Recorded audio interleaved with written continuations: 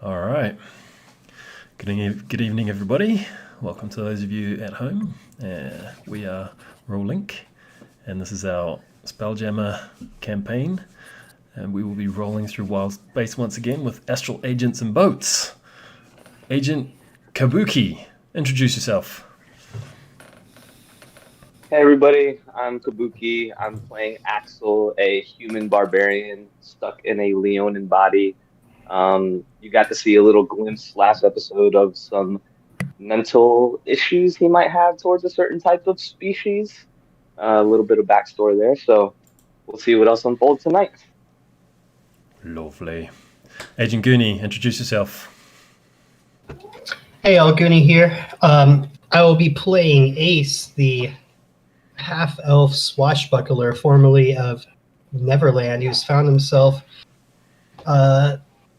in the body of Githyanki and learning how to become an astral agent. Beautiful. Agent Wynn, introduce yourself. Hello, I am Win. I am playing Dr. Carey. She's all wizard. She is formerly elf, but now in a Thrycreen body. And what does it mean to be either an elf or a Thrycreen in this sort of situation? Beautiful. Agent Boggs, introduce yourself. Greetings, everyone. My name is Boggs, and I will be playing Astria. She's a Shad Arkai, stuck in the body of an Aarakocra, and she's currently trying to figure out who done it. And I am your friendly neighborhood rat bastard GM Kiwi, and currently our agents, our soon-to-be agents, our budding cadets, are on board a Tyrant ship headed through the Astral Sea towards the planet of Hakatha, and we've just had some disturbing events at the end of our last episode, but that was way back last year. So who would like to throw out some broken pieces of memory so we can start piecing together where we left things off? Ryeback is dead. He's burnt. Quartermaster Ryeback, the chef, the master of he gave you chocolate pudding. His Indeed. scorched cadaver. A good man. Found in the galley. Okay. What else? He was technically our liaison for the secret mission that everybody knows about besides Axel, which is infiltrating the Mercane and figuring out what's kind of been going on with that. Even though our real mission is, like you said, to go to Hakkath to get the adamantine meteor that is helped to build the thrones. Before anybody else does, I think, because we're kind of like a race to get there first. Okay. So there's kind of missions within missions. So do you want to just clarify what the secret mission is that you were tasked by Mert, the old wolf, leader of the Ink Academy?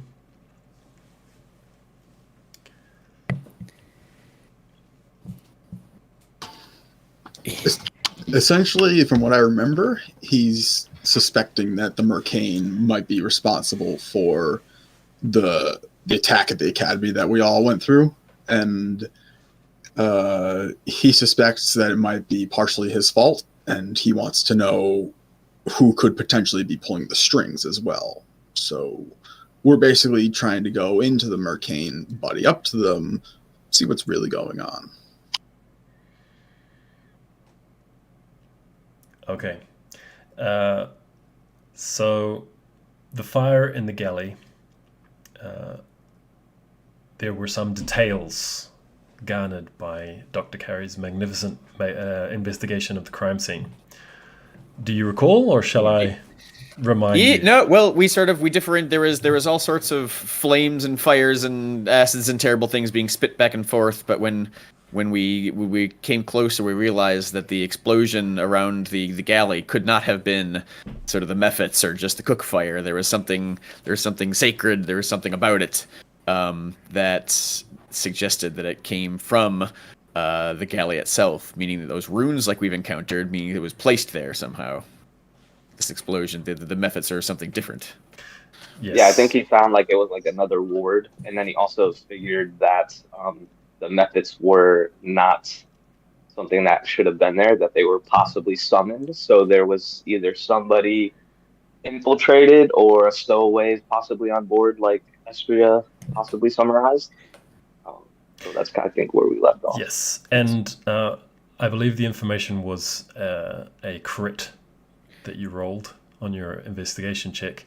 So one small tidbit there for Dr. Carey, as a talented spellcaster herself,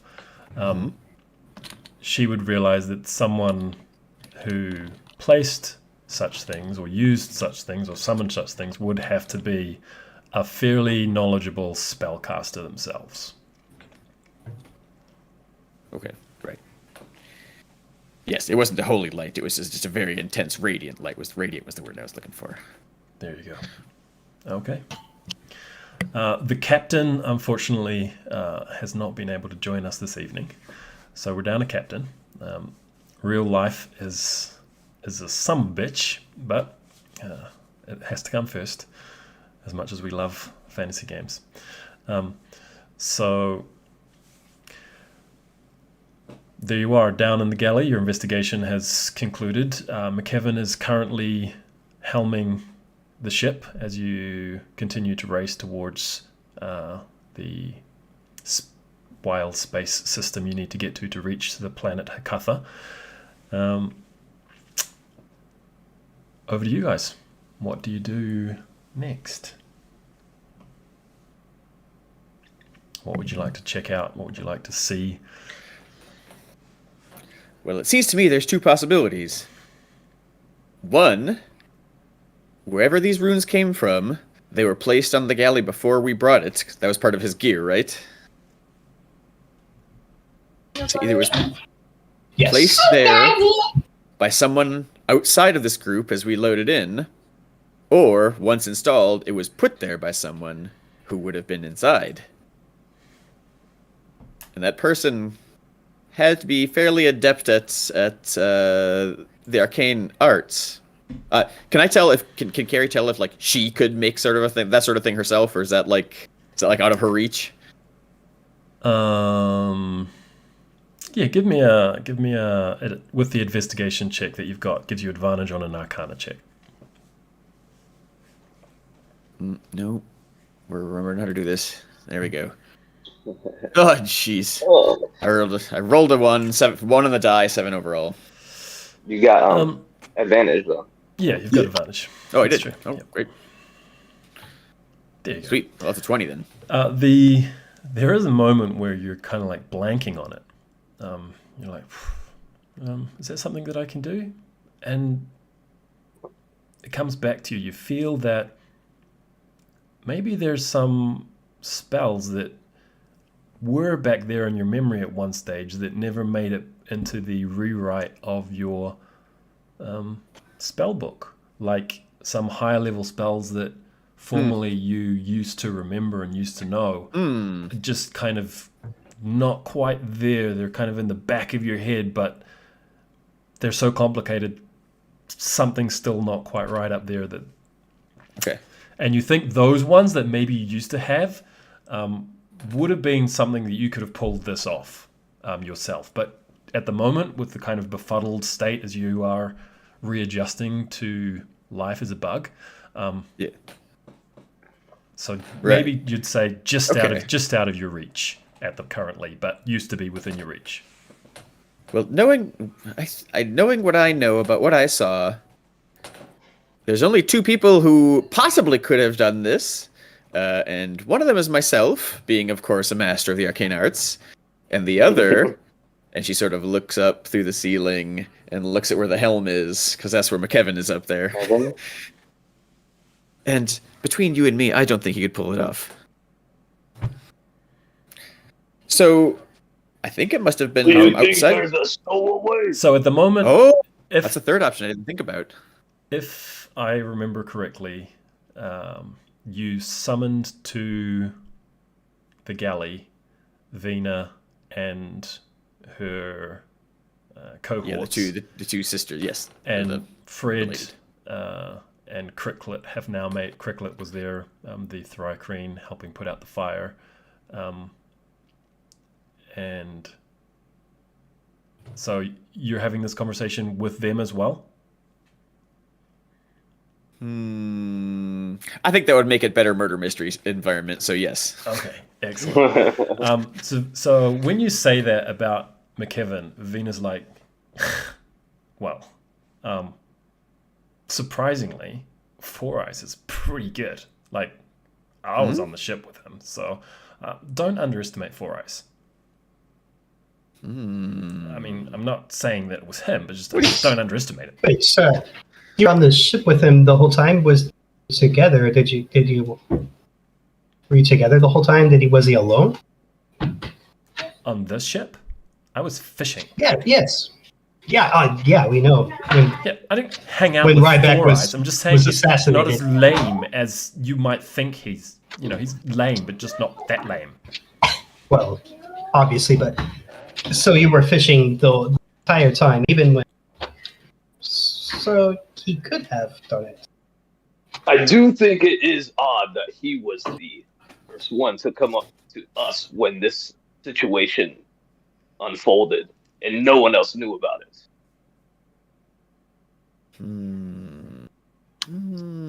It may be time to bring him into question, so to speak. And Estra's going to turn to Zozo and say, Captain, if you wouldn't mind taking over the helm and sending our good old friend McKevin down here, be much appreciated. All right. After a climb, and the time it takes for McKevin to make his way back down, a few moments pass. Is there anything you want to do in that time? Take stock of the damage, or you're just kind of like standing around? I just suppose we have any coffins in the inventory. Do we throw his body out into space, or do we keep it? I think we should maybe keep it. I'd like to make sure, like, check the damage to the ship, see if it's still, sound to fly. Vena, at the suggestion of throwing him out into space, is that's mean. You're so mean. Like, they have money back at the academy. They can just use their magic to bring him back to life. They can't do that if they're throwing his body out to space.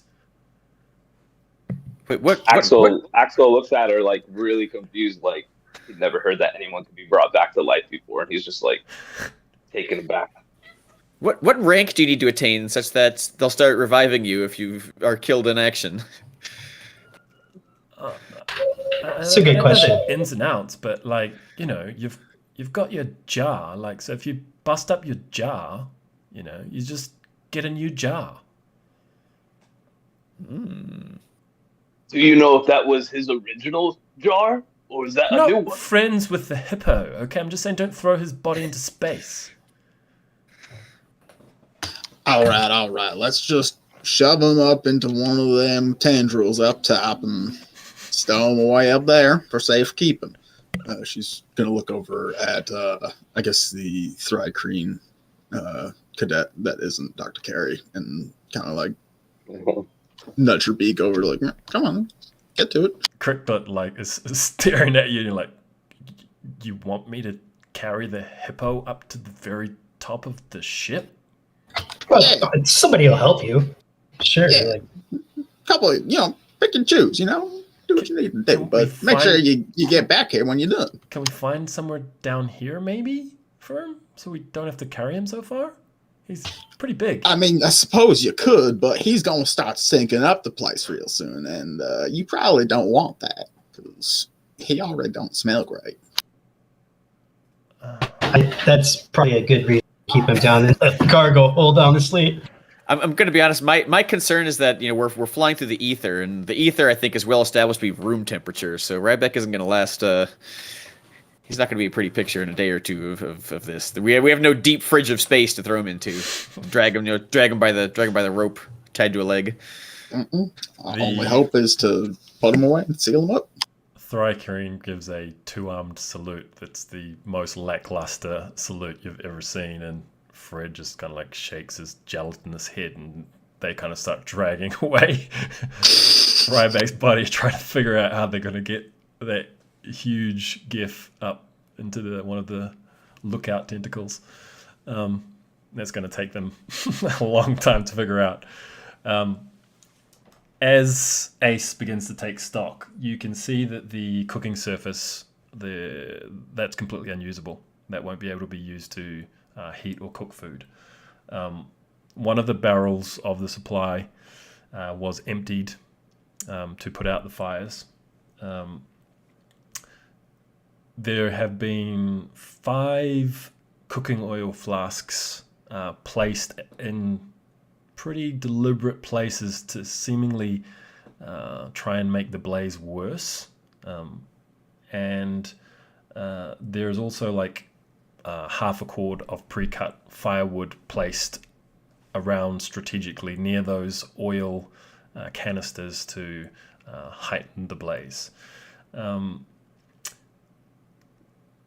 And you've lost a chest of fresh foods as well, of the food that you need to eat in your journey. So the entire chest is gone in the blaze. There would have been more lost if not for Zemenius's ability to put out such large amounts of flames quickly. McKibben appears.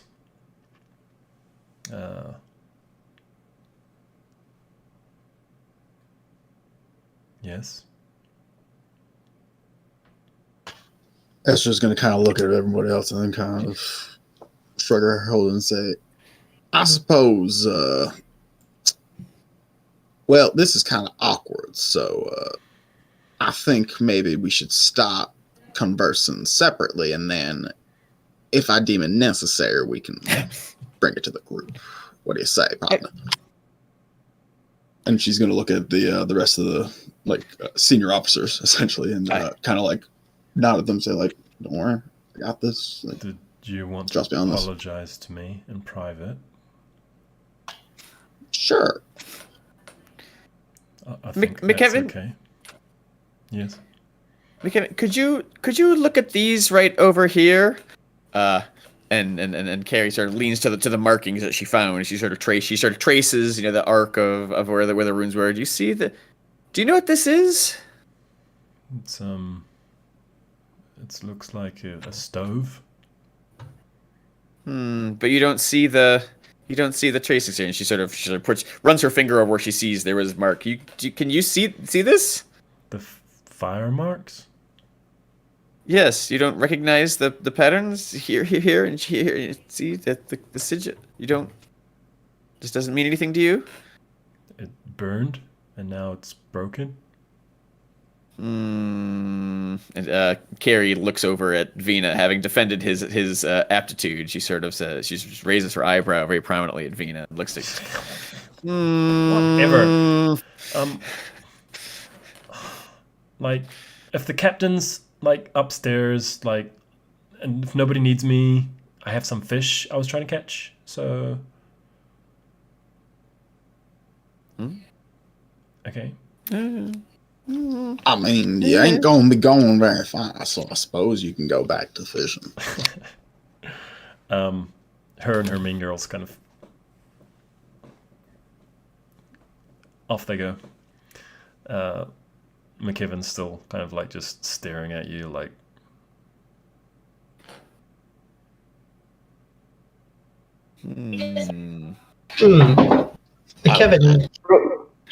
Kevin, were you with Vina the whole time you were on the ship before we took off? No. Vina doesn't like me. No way. I can't believe that. But was she fishing the whole time with her friends, or was she down here for a little bit of the time? helping to set up the cooking area.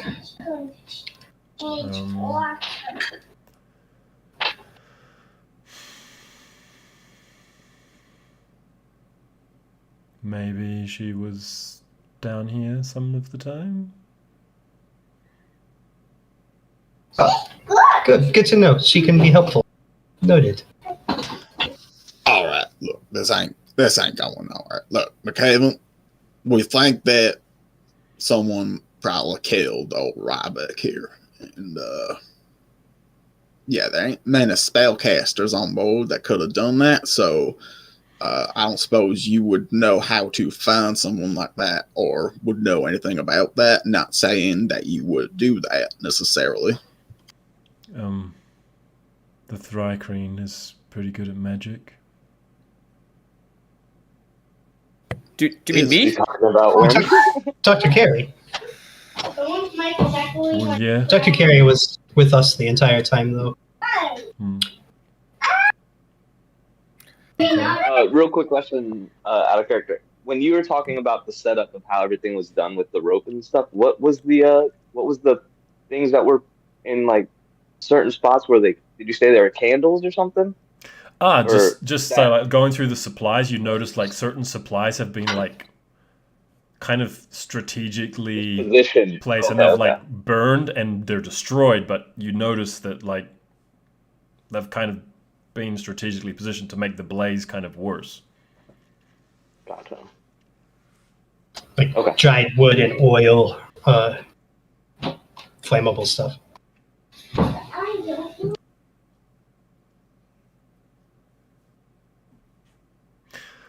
Can I go now? Are we finished? All your questions? I mean, do you know how we could go about finding like a stowaway on board? I mean, it seems like if they's good enough to befuddle you and the good doctor here, then maybe they's a bit more powerful than we thought, and that's definitely probably what happened. McKevin, did you do it? Did you do this? Did you see this? Did you do this? McKevin, listen, McKevin. Listen, McKevin. Somebody has assassinated Ryeback, and at best, Dr. Carey, make an intimidation check as you suddenly start yelling at him. At best, we're going to fail our mission and maybe be expelled. At worst, we're all going to die on this ship. That's a 14 on intimidation. I'm highly offended that you would leave me in wild space and now accuse me of murder. Wait. We didn't leave you in wild space. Vina left you in wild. Remember that. That's just motive. That's just motive, though, isn't it? That's just motive. You're stating, McKevin, you have the right to a lawyer. You have the right to an attorney. Anything you say can and will be used against you. All right. Now let's just hold on here for a gosh dang minute. Look, everybody here. How do you fly that boat so good? What was it that Axel said? How do you fly the boat so good? I studied. I think we're all jumping to conclusions before we actually have any evidence. We're all picking and choosing things that we know, and we don't even know half of what's going on here. That's right. And I'm highly offended about that. Listen, we're all offended. We could have all died, okay? We're all upset, McKevin. I'm sorry that your teammates let you drift away into wild space. And maybe I had a little bit of that, and I will apologize. It won't happen. I accept your apology in the future when you apologize.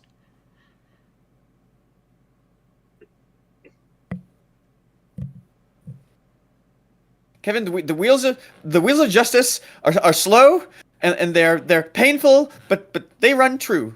If you are exonerated, I will believe the evidence. And until then, you're innocent until proven guilty. I like how that works. That seems good. Can I go then?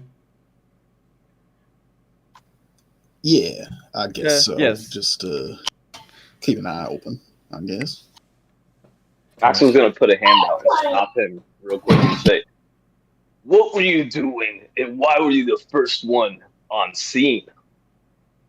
Why was nobody else around besides you when Ryeback got assassinated?" I heard the noise from down the hall, and I came, and there was the smoke and the fire. I heard him screaming and shouting. He was fighting the little fire devils, but I don't know how it started. I thought I should come and get you guys because you're the officers. Did I make a mistake? You didn't think about helping him out? No, I thought about getting help. You ran like a coward. I climbed up the shaft. That was really hard, actually. Well, you did the right thing, I think. Just if you see something, say something. Right? That's true. Is that I don't know. Yeah. That doesn't seem very specific. Help us to help you, McKevin, because you're the prime suspect right now. So we're just saying, keep an eye out. We want to prove you innocent, but somebody definitely set this mission up to fail and killed Ryeback. It's very serious. Okay, if I see something, I'll say something.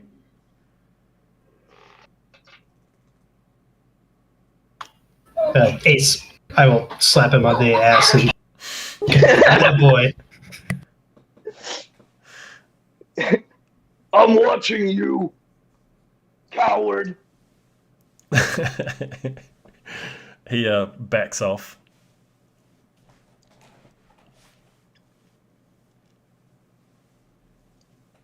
Now what do we do?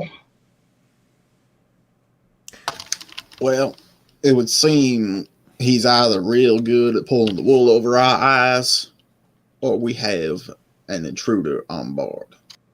Because I doubt any one of us on the ship that we know of could have done this if our good doctor here doesn't know. No more than someone who can handle their sigils a little better than I can could do this. Ryeback certainly didn't set this up for himself. When he says that, Esther is going to kind of like blink and say, set it up for himself. You said that was radiant, like light? Yeah, or a very hot enough to shed a lot of light, yes. Would that be like a kind of a holy kind of light, perhaps?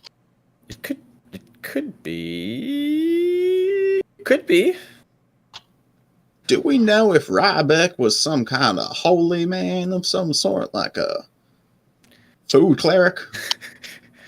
God of pudding? I don't know, do we? The details that you know about Ryeback is that he lost a heirloom rifle that he was very upset about. Yes. Though the old wolf really seemed to trust him. He was the only one. Well, I suppose we just need to do a search from top to bottom to top. I mean, there's no guarantee we'll be able to find anything, given that they could be invisible. You magic people like to do that, I think.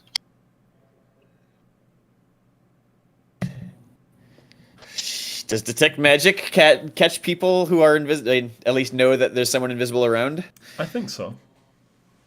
All right. Well, I can at least have a proximity alarm go off if someone is doing something like that. All right. I definitely think we should all work in pairs. Nobody go alone at this point. That is fair. All right, so you're gonna do a thorough search of the ship, yeah? In pairs. Yeah. Dr. Carey's using his ritual detect magic to do a sweep? Yeah, from feet I have. Yes, no, I have the warlock ability to just cast detect magic at will. So I can just cast it, wait till it dies, cast it again, nice. and just like sweep the whole play. I mean, it doesn't see very far, so I guess kind of walk and do it. But yeah, I think if I cover every spot, I can just see if there's some at least unexpected magic around. Sure. And everyone can, in any case, you're helping each other out as you're searching. So each of the pairs, whoever has the highest perception, can roll perception with advantage. I have a +3 to metagame here. I need a 4. I got a +3. Okay, I'm the worst then. So that's fine. I can just rely. I can just lean back on my magic. That's why it's there. The human body is flawed, and magic is perfect. I'll still take into account that you've got your magical. Yeah, I'm radar helping. on, Yeah. So I don't know who should. Axel, you and I. Yes, Squishy Wizard, I shall be your friend. Excellent. Well, make sure I don't bump into anything. Sometimes when I'm seeing the magics, I don't see what's in front of my face. Not good. Rough. All right, Astral, I'll help you scour this ship for any assassins. All right. Keep your eyes peeled. Look out for anything suspicious. And honestly, at this point, shoot first and ask questions later. I like that. Oh, I didn't do the perception. Just did do 20 for some reason, because I'm smart.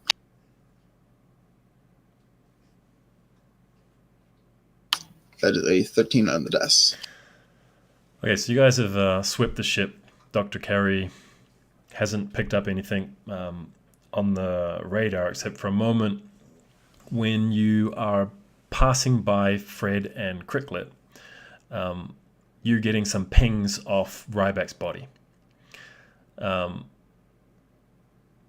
As you've gone through your search, you've noticed that, well, apart from the fact that they are really struggling to find a way to set up like a pulley system to get him up one of the shafts, that Vina and the other two have not returned to the fishing, and they seem to be huddled in what seems to be the little nest they've made for themselves down at one of the ends of the deck, the lower deck, whispering amongst themselves with looks of concern on their face.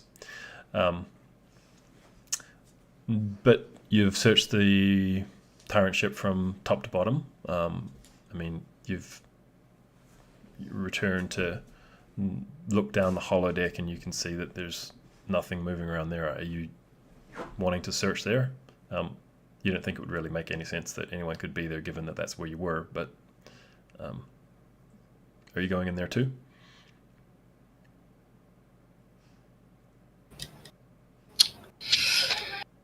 I think maybe talk to Vina and her friends again.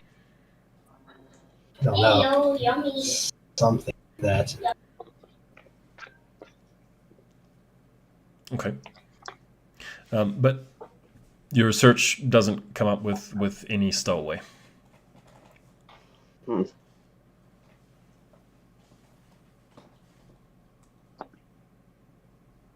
Well, this is a mystery we may need to stew over for a while. We still have the mission. I don't trust the weasel. Too smooth on the sticks. Too convenient. He was smooth.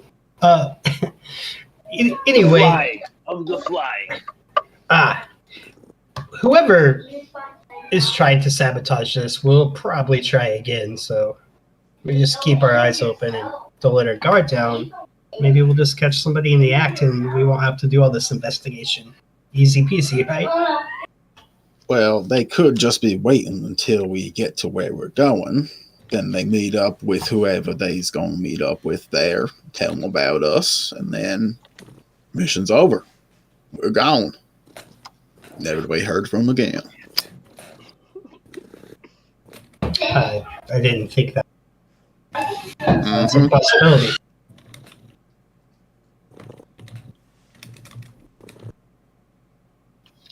So at this point, we got a ticking clock. Now, either that clock is because the mission is ticking, or because we're getting closer to the mission and potentially delivering our doom. Like a crocodile ticking and going to try to bite our hands off. Exactly. Yeah, what you said. I like that. So your investigation doesn't seem to have reached any clear conclusions.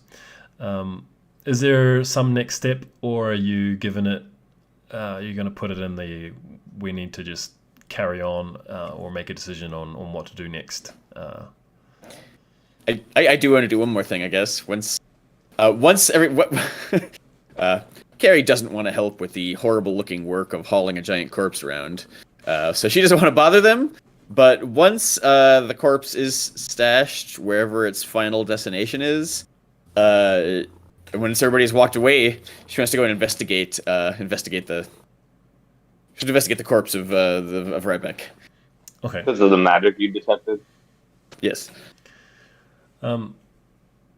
It takes Fred and Cricklet a good part of 6 to 7 hours to Good job. Good job, figure boys. out how to get him up the shaft to the top little eye tentacles of your Tyrant ship. And Well, special commendations. they head back to the deck, and they are grumbling in a terrible mood about how hungry they are, and they start like ransacking the food supplies for what they can get their hands on. Uh-oh, someone's gonna have to cook. Leaving the body unattended.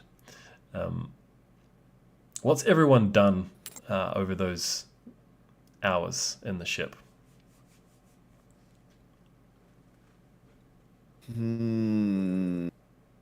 Did we? So we have. I think I was like. We have a body of a gnome creature that is sort of in this shabby state of repairs, and I feel like we were about to assemble it, and then we walked away because of this McKevin thing. That's correct. So did we have the part? No, do we have the parts to try to do something? I forget have if there was a clock. three We had engine the parts. two. Yeah, We had were the two missing like some eyes, a voice box, and there was something else. But I think we were starting to. There's like fly legs or something like that. Or, yeah, like We were like going a to power start leg. configuring. Right. You have We were going to You had start assembling. attached one leg so far. Yeah, I was gonna say I thought we either started or were in the middle of a task. You started to attach the leg, but it was interrupted by McKevin. But as soon as you go back to that, the dice roll is going to apply, and that's going to be a successful rebinding of the first Okay. normal leg. Yep. Well, then that seems like something that it would be worth me accomplishing right now while we're waiting around. Dr. Carey Doing. puts on the autonome's leg. What about everyone else? What's Axel, Ace, and Astria doing? Ace and I were the ones that were still down in the holodeck searching for more parts at the time when they were building it. We had a 7 roll and a 21 roll for 2 Okay. of the 6. Yes. So that would mean if you return, is that you're returning to that task to carry on looking? Because you never actually went back down there. That got interrupted as well. Okay. Honestly, at this point, I think Axel would actually be like wanting to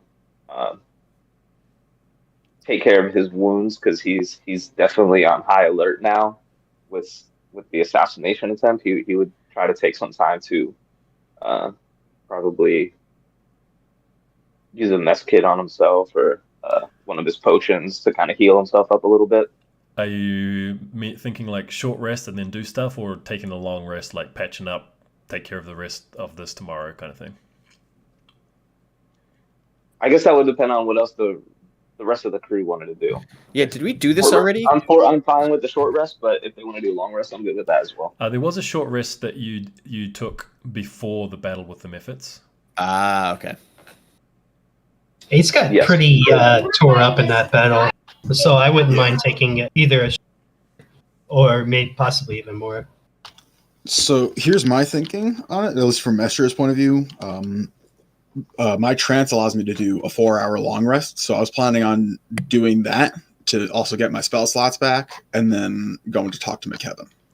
It's 4 hours of meditation, but it's still an 8-hour long rest. But then you can just do whatever for the other 4 hours, right? It doesn't reduce your Okay. So as the leg of the autognome is being reattached, and the rest of you look to kind of rest up, patch yourselves up, go into a meditative state, Vina approaches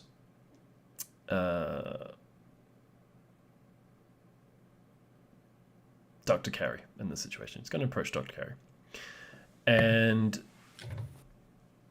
she says, you need to use Ryeback's sending stone and call the bosun, because the teacher's dead, and well, obviously, like, we can't do the whole exam now. Like, we have to go another time when the teacher's not dead, right? Like, who's going to be doing the scores of our marks if the teacher's dead? So the longer we wait, the further we are from the academy. So we need to just like stop now and cancel this, and that's what we need to do. That's what I think. That's what I would do if I was captain. So, well, I agree that calling back to the academy is wise, and perhaps you and I should go into to Ryeback's body and find that, so we can make that call. But yeah, because as soon as you talk, the mission is not. Tato's going to say that you're going to have to like wait for a teacher to come, because you're not going on a mission without a teacher. The mission is the mission. Yeah, and so, well, the mission's going to be cancelled as soon as you call the teacher, because the teachers are going to come, because you can't have dead teachers on the mission, obviously. Are there anyone? Is anyone else from the group? Are they all? Is it nap time for everybody else? I mean, technically, I'm conscious if I'm in the room. Yeah. If you can be in the area of. They've all taken their places downstairs. You can like find comfortable spots to make your beds, like in the helm area.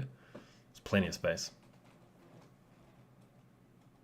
Okay, so she looks around. I mean, if she looks around and sees any hanging around doing whatever their task is, she sort of motions her head, the get over here sort of look. She says but having made that motion, she sort of returns to Vina.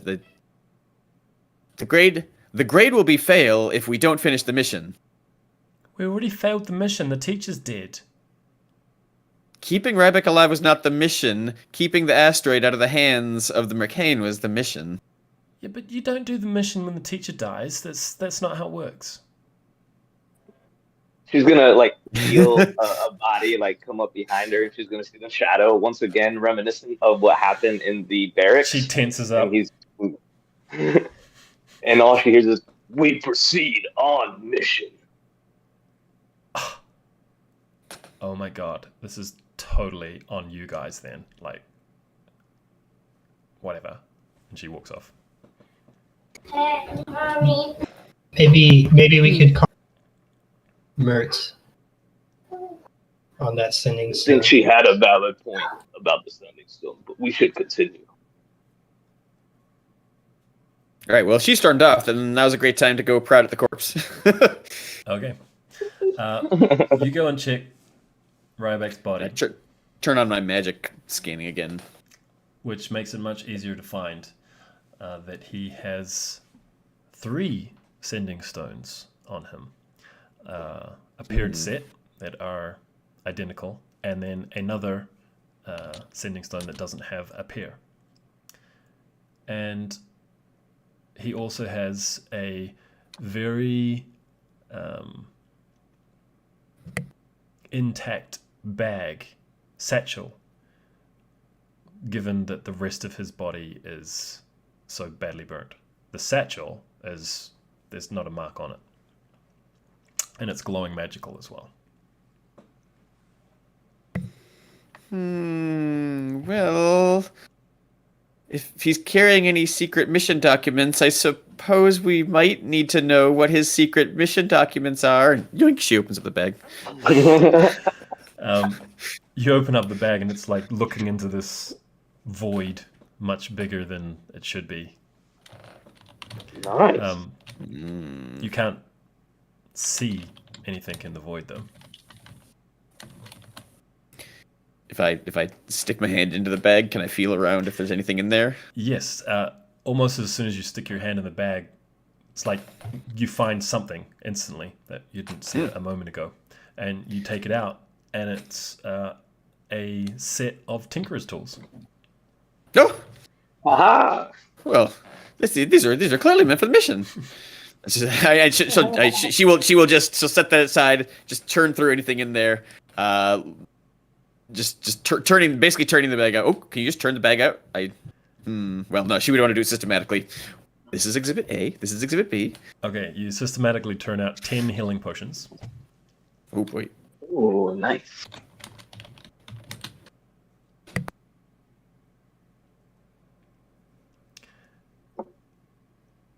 And the bag, other than that, is empty. Oh well, this is very, very, very convenient. Do we all agree these are mission critical pieces of equipment that the captain would appropriate? I would say they were for us. Suppose sending stones were meant for us, one for him and for us when we were on our mission. Oh yeah. Well, is the question is who's holding the other one? So there's the paired ones, which puts down by the we might want to take in 2 seconds category. Let's can we try it? Use it, maybe. Maybe it's merch. Yeah, it's someone's. This is why my question is: yes, do we know? We don't know who's on the other side of it, but I suppose there's only one option but to call. Just say new stone. Who dis?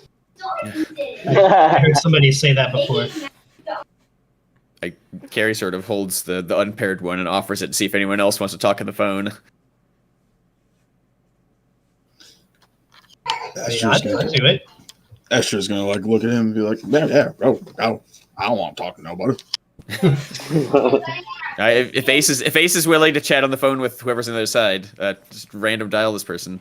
Carrie hands it over. Right, absolutely. I'll see who it is. Yeah. So I'm like poking at. How do you turn this? Who's playing with the sending stone? Ryeback, is that you?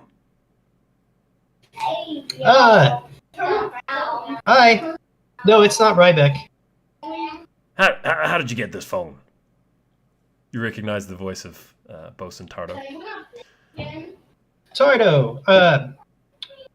Well, Ryeback wanted us to check in. So soon? Just. Oh, everything's fine. We just wanted to let you know that the mission is planned. Going ahead. That's what he said. Make a deception check, please. Going as planned. Sure. With pleasure. Deception. Ooh. I'm pretty good. All right, well. It's 26. Consider yourself checked in then. Right. Yeah, so... No, I'm not chatting. This is not for chatting. What? Oh, okay. All right, then. Only everything use good, this everything good at the in academy? an emergency. Do you Oh, understand? got it. Yes. Crystal clear. All right. Ace out. Bloody cadets.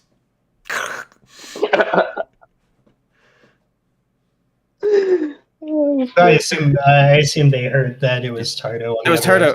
Yeah, he he'll agree that the only way to not fail is to complete the mission. So why don't maybe you should just keep that in your own pocket and we'll let that be. Oh yeah, not stowing it away. The way I understand it, the old wolf probably would want us to, finish this at all costs, even if that cost is high. So we best be pressing on. I'll just share those items in case you want to. Someone wants to add those to whoever's going to carry them. So there's one Tardo sending stone, and then there's also a pair of sending stones that you can use to talk amongst yourselves, and the bag of holding. Who will carry the Tardo stone? Who's going to take the Tardo stone? I'll hold the Tardo stone. Okay. And the other pair, are you going to keep that as a pair, or are you immediately going to give that to two different people?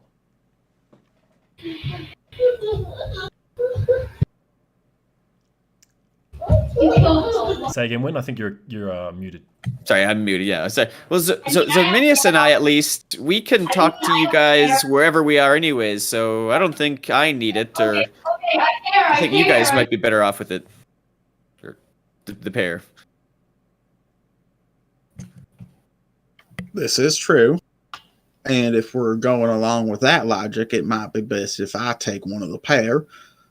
I can move pretty fast, I would say. At least I feel like I could, if I worked at it a little bit.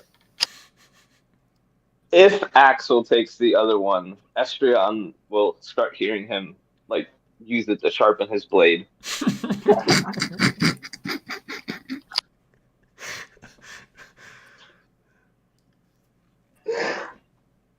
I think you should. Cut out there. I didn't hear you think it should what? I think he should take it. Alright, yeah, I'll take the other one. Yeah. Are you using press to talk, Goonie? I think you take your finger off before you finish talking. Or it cuts out at least. Okay, so, and who's going to carry the bag of holding? Yeah, well, someone there's 10 potions, so I think it might make sense that whoever carries around 10 potions carries them in the bag. So who might be a sensible person to carry around a big stash of potions? I'm not I have gonna my lie. potion bandolier. I don't need a bag. I'm not gonna lie. I mostly travel with whatever I got, so ain't got room for much else. I would trust either yourself or Zozo to handle the potions, Dr. I can take them for now, being the one who's having the conversation. I mean, the magic item. And Yeah. stay with the magic user. Carrie does not look inclined to argue about her having the bag, so. Okay, so the next 7 hours then you're resting up. All right, so let's. I think so. Yeah, if that's all yes. Probing at the magic stuff was what Carrie wanted to do, so if that's done, then Yes. that makes sense to me. Astral would just do her 4 hours and then go find McKevin. Okay. McKevin has isolated himself in a small pod in a corner of the lower deck. Astra's gonna kind of knock on the door and say, "You in there, partner?" It's more like an arch, but Oh, okay. there's no doors. I'll knock on the frame then, yeah, and do mind if I join you? No, I was looking forward to your apology, so yeah, come in. All right then, I'll get that out of the way. I do apologize for what happened in the simulation. Not so much the fact that you were left behind, as I did not have much say in that. I was myself in distress, I'm sorry to No. hear that. That's not good. What was wrong? No, some kind of like energy thing and my like animus. I don't know. It was all really weird and painful, and I'm still trying to sort through like all the images and stuff. But that's on me. But that don't excuse the fact of you were left behind, and that ain't cool, brother. So I apologize for your difficulties. and you know what? I'm gonna apologize for my team because I don't know that they might or might not. But they do mean well. They just I thought Ace was nice, but he left me.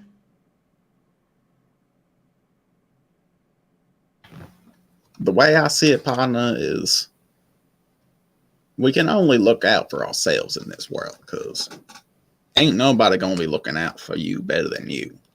And if along the way you find someone who you think, yeah, I can trust them to look my back up, but to go for it. But always have an eye out just to make sure they're still back there.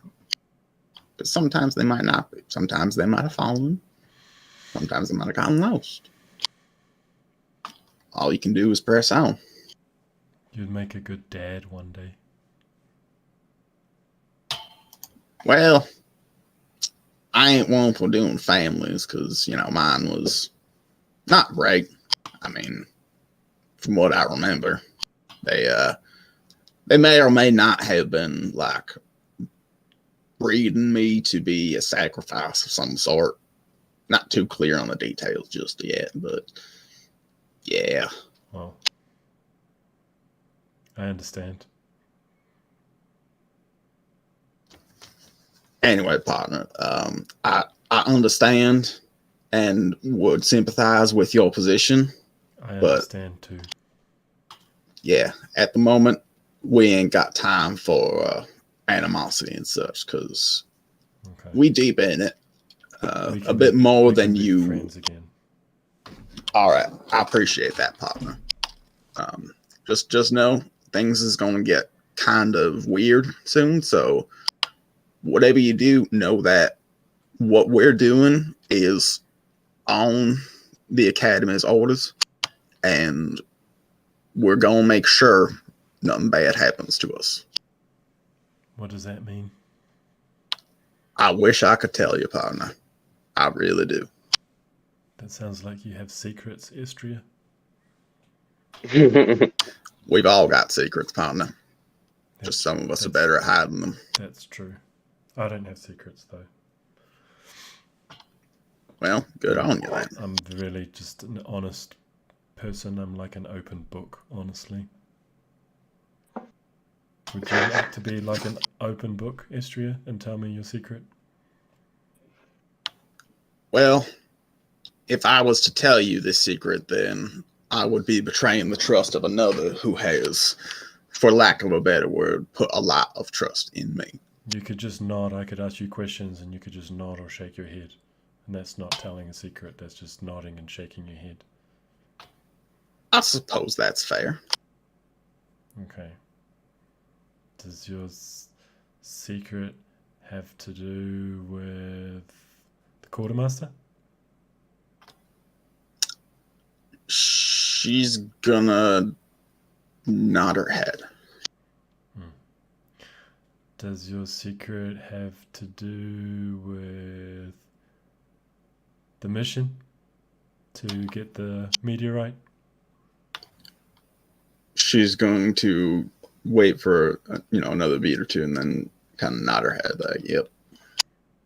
Okay. I didn't have any more questions. All right, I appreciate you not delving too deep. Honestly, at some point, I will expect that we're going to have to reveal what's going on to you fellas. That ain't in the loop at this time, but until such time as we have to cross that bridge, I'd rather not. Okay. Good talk. Good talk, partner. And keep looking out for yourself, you hear? Okay. I just look out for myself and no one else, right? No. I'm saying look out for yourself first, but make sure everybody around you is, taken care of as well. Because, you might be out there, but you're going to be better when you got a team behind you. It's complicated. You can trust me on that one. Isn't it? Life's pretty complicated. Okay. I'm going to try, all right? To look out for myself first. You do that. Thank you, Astral. She's gonna do a little wave as she trots off to just I don't even know, just do clean her gun, I guess. All right. The hours pass. You are now squarely decided on continuing on your mission without alerting the academy or your tutors, your superiors, as to what's going on. So we're going to go into a montage. It's going to be 4 full days before you reach the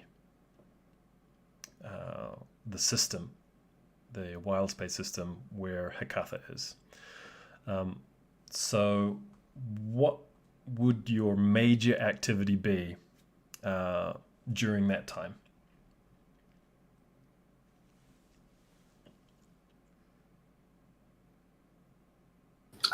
Ace is going to be focused on making sure the ship is fully functional, repaired, cleaning up the fire mess and just making sure everything working properly. Okay, so you're tidying up the area. Are you going to take charge of everyone getting fed?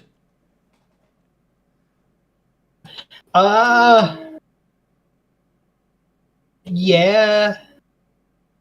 I don't have any cooking skill, but yeah, why not? All right. Give me 4 days. Give me 4 checks. Survival checks. If your first roll is very bad, Carrie does have cooking proficiency, so she might interrupt the sequence of rolls if you don't impress her on day 1. Okay, yeah, fair. Yeah, so I'm in the kitchen area day 1, cleaning and just making sure it's all ship shape, and I'm like, why don't I cook? Okay. I make something okay, something pretty decent. Okay. The first day there's enough fresh supplies to not actually have to cook. But okay, now there's going to have to be some type of improvised camping going on without a proper cooker because the cooker was destroyed. Right. So the next 3 days will be at disadvantage. Okay. Of course. Here we go. I've cooked over a campfire before, guys. It's just like being in the wilderness, right? It's a passable fare. It's an edible meal. It does not taste nice, but you came up with an edible meal on the second day. It's just like when you're camping. It might be a little burnt, but that makes it good, right? I've had worse. Me too. As have I. Here we go. Does Carrie step in after day 3? That's going to be just charred. You're doing a good job with what you can, Ace. She tries to convince him that it's not terrible. Okay. You just have to add a lot of sauce. That's the key. Just keep dumping that sauce on. Day 3, everyone's going to surprisingly still had worse. A constitution check from everyone on day 3. Sorry.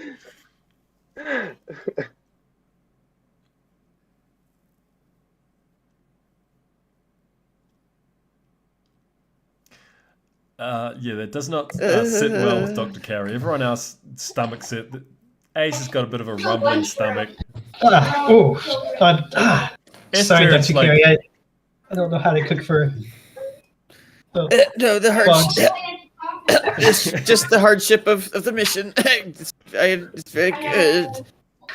So whatever you're doing on day 3, Dr. Carey has poison, sickness, food poisoning. No, boy. So you've got the sickness condition for that day.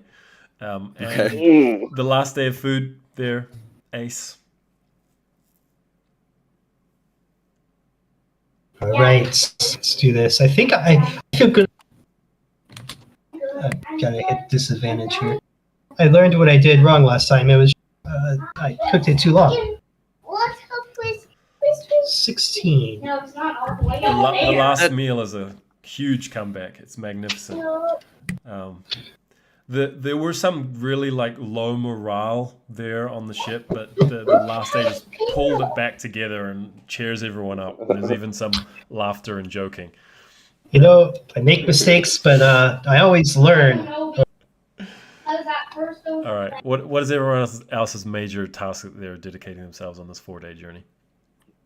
I think Axel's major task is, once again, he is very suspicious, so he's like combing the hallways. He's just like patrolling the entire time when he's not resting. Okay. All right.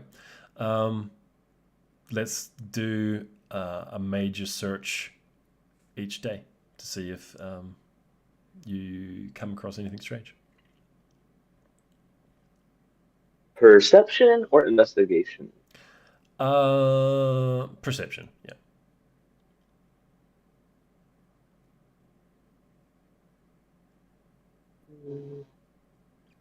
Kind of need to find something to investigate, figure out what it is you've seen. Gotcha.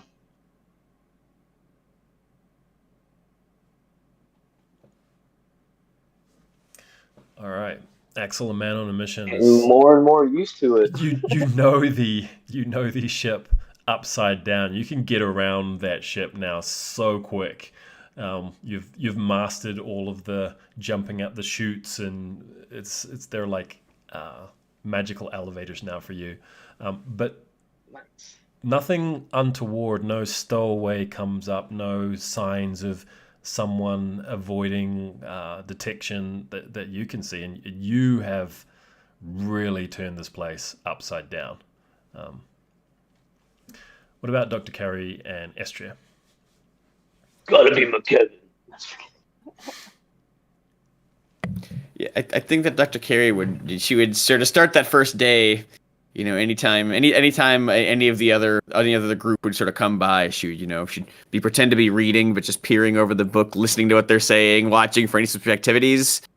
But the whole time she tries to devote herself to that, but she feels the tinker's tools sort of in her fingers. She just wants to fiddle with that, so she gets distracted. She feels herself constantly drifting back to fiddle with this little limb and this little eyebrow nodule. And so eventually she ends up giving up on the whole being a master spy and just fiddles. Are you going to keep on trying to put the autonym back together? Yeah. Yes. Okay. That's what yes, that's what she would like to do. She spends the time pursuing that hobby. Okay. Though I bet the last day is not going to go well. Well, day 3, yeah, you're going to have... Yes, okay. Okay, so you can make 3 major attempts each day. If you fail, you've got the 2 limbs left to attach, so it might not take you more than a day to actually sort it out. So the more complicated parts, they have a greater difficulty to attach. So the hover leg is harder than the normal leg to attach.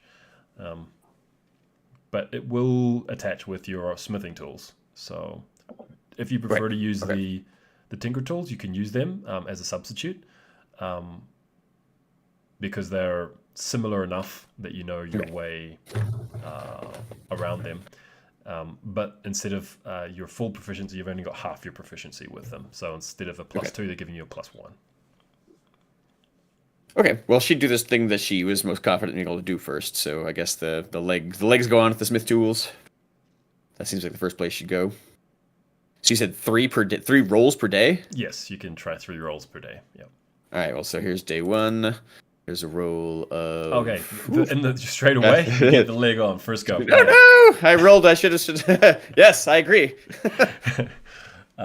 Leaving only the arm, because the other parts haven't been found yet. So... Okay. The arm does not go as well. That is the gun arm. It's also difficult, so that's being more fiddly. But you can keep trying. You can have your 3rd attempt for the first day. That 3rd attempt is a natural 20, which goes up to a 22.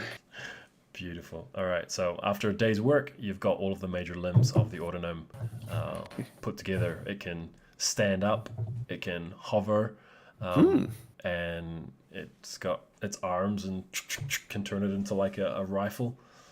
All right. Is it this thing? Did this thing have a? Did we decide that we need to assemble like a face of some sort? It has a face. It just doesn't have eyes. So.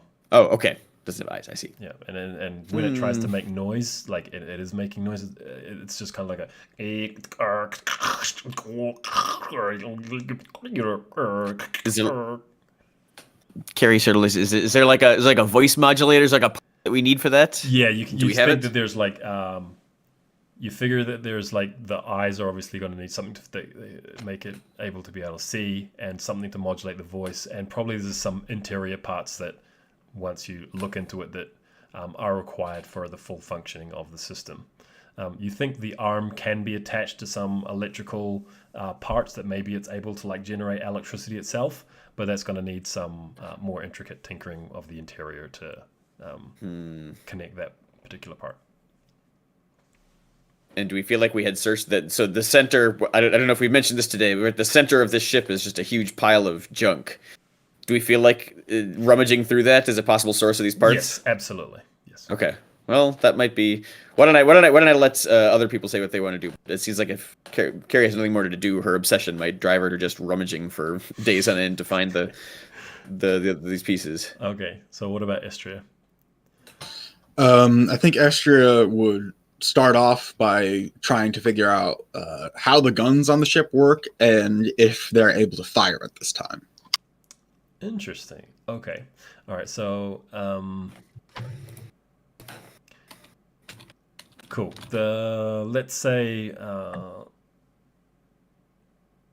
you can have 3 attempts per day. They get increasingly harder, and they're going to be initially an investigation check on the first day. Okay.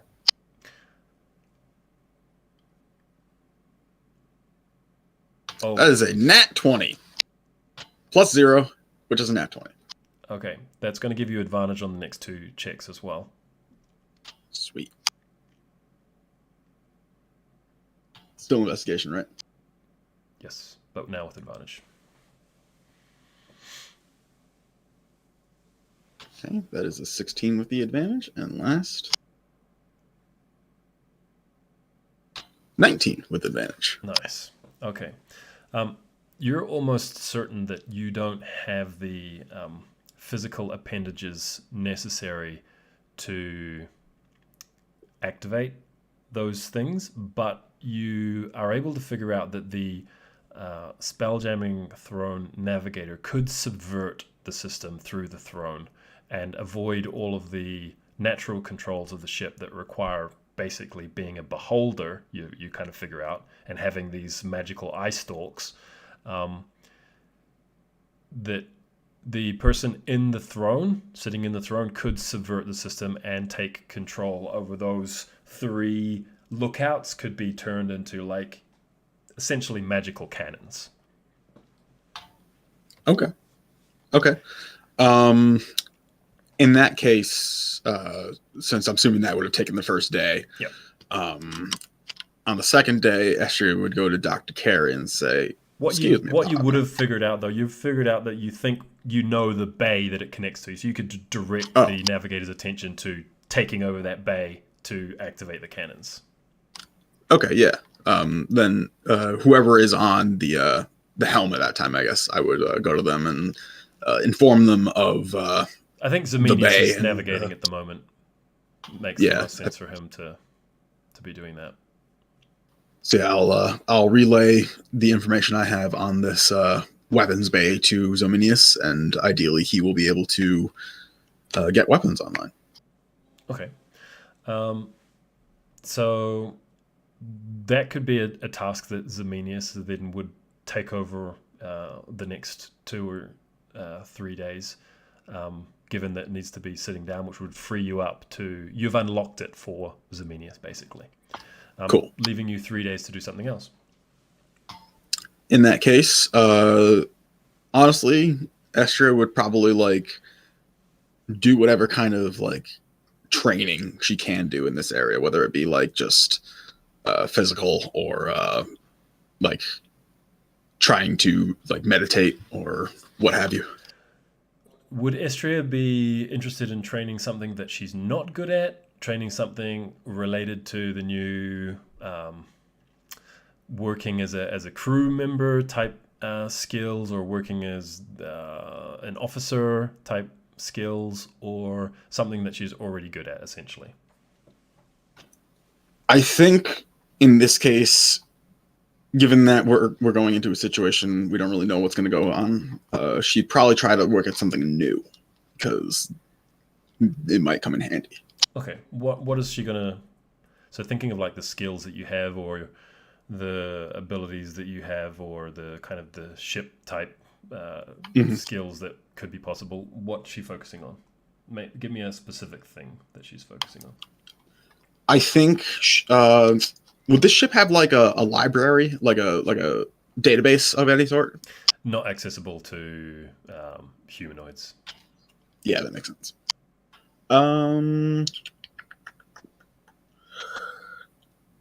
I think she'd probably go and try to like. Actually, she would probably just go and help Dr. Carey fix up the autonome, because that would be like fairly new to her and a task that could you want be to help helpful. like find the parts that Yeah. Dr. Carey needs. Okay, so that would leave Dr. Carey and Estria with 3 days to find the rest of the parts and put together the autonome. Yep. Yep. Okay. So you can make 3 checks per day to find a part. Arcana 15 is your target, and if you can get up to 20, then you find a special part of your own invention instead. Okay. Are you going down into the scraps as well, Dr. Carey, to help Yeah. out, providing advantage in the search, or are you Absolutely. leading the search with Estria helping you? My Arcana is +6, so That's definitely better than my Arcana. Okay. I will help you. great. Then I will roll, I guess, with advantage. So here comes 2 rolls. So I declare ahead of time. The first thing she wants to find is the like voice modulator part thing. So that's definitely what she has her sort of closest eye out for. So if I get to save her that's step 1. All right, there is roll 1 and roll 2 of the first batch. That is a 14. Sorry. 14. The next one is a 19. And the last one is a 3rd. Oops, something went wrong there. Oops, I clicked animal handling once of those times. So that 13 is really a 19. So Okay. 14, 19, 19. Okay, so you've found 2 parts. You've found something that would make servable eyes is the first thing that you've found. Okay. And the second thing that you find, unfortunately, is not as you're looking for some type of voice modulator, you do find something you're like, oh, this is going to be it. But you actually think it's going to be the thing that will connect like the ability to focus electricity into its limbs instead. Yeah. That would leave the 3rd day to finish the search of. Basically, now you are looking for just the voice modulator is all you need, basically. Okay, I'm not feeling very well today. Why don't you take over, Estria? Can I just help? Yeah. She's very ineffectual. She doesn't look over there. Yeah, you got a weird color going on in your what is that? Titan? I can't imagine what it is. All right then. Do it with advantage, right? Yes.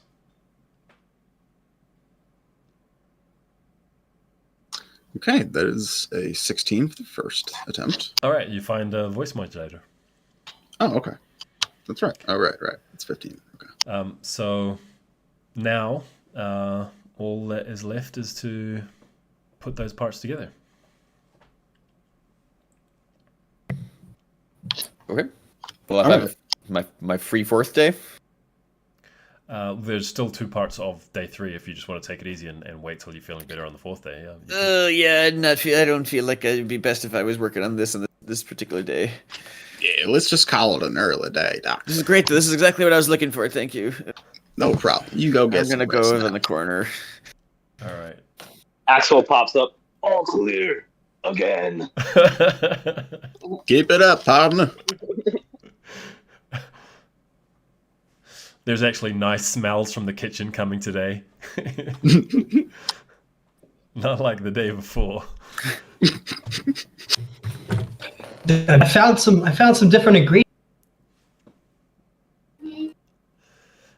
Yeah, I think the eggs yesterday might have been a tad spoiled. They smelled really bad, but I thought that meant Vena's good. like, that's not the eggs. That's the hippo. Yeah, that's what I was worried about. Ah, yeah. Hmm. Thanks, Mina. Wow, wow. All right, so I'm gonna roll Smith 3 times. Yes. There's a 1. Ooh. And I definitely want to put in the modulator first, if the order matters. So there's a 19. That's good. Yep. Okay. I guess she said you can say, make gun bigger, let it see what shoots with gun. Bigger gun, see the gun. It seems like we want the eyes in. We want it shooting electricity in every direction. So that'll be her next goal.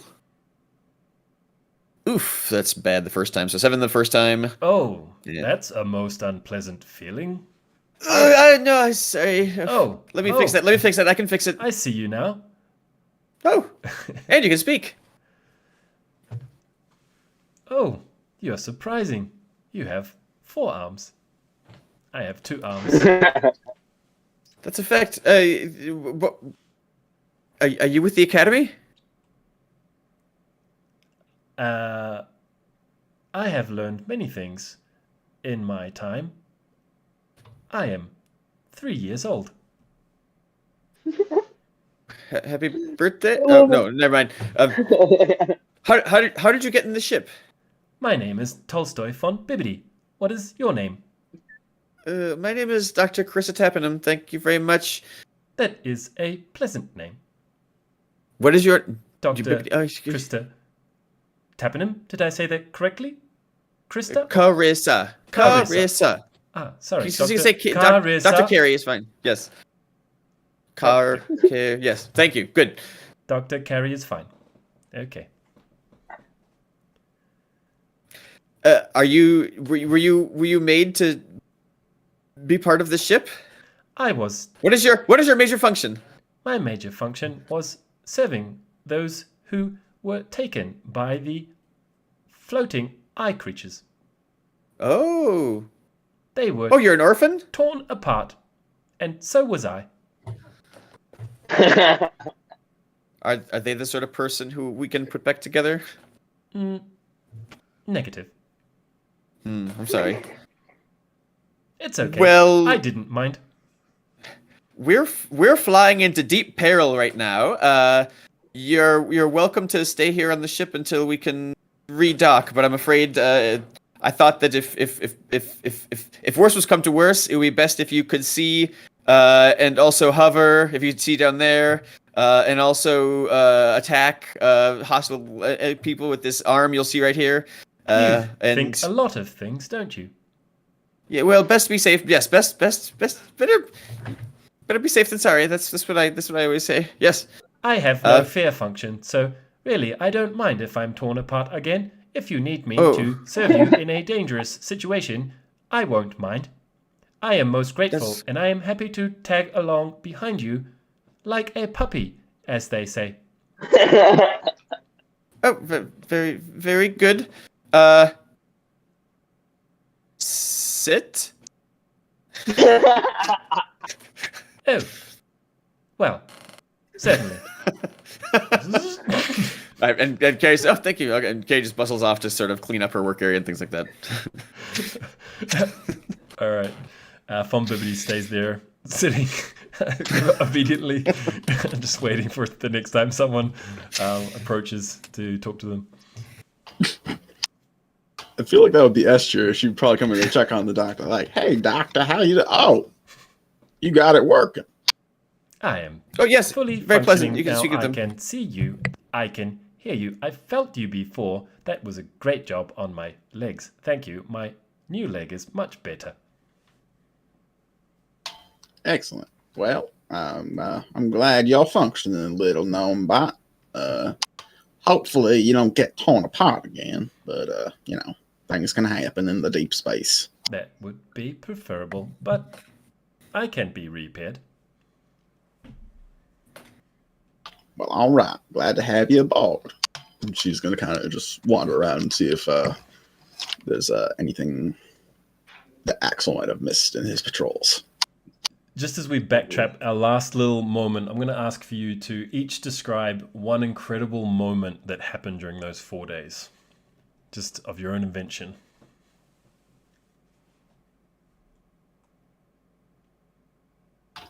I think I've got one if no one else does. Go for it. Legit.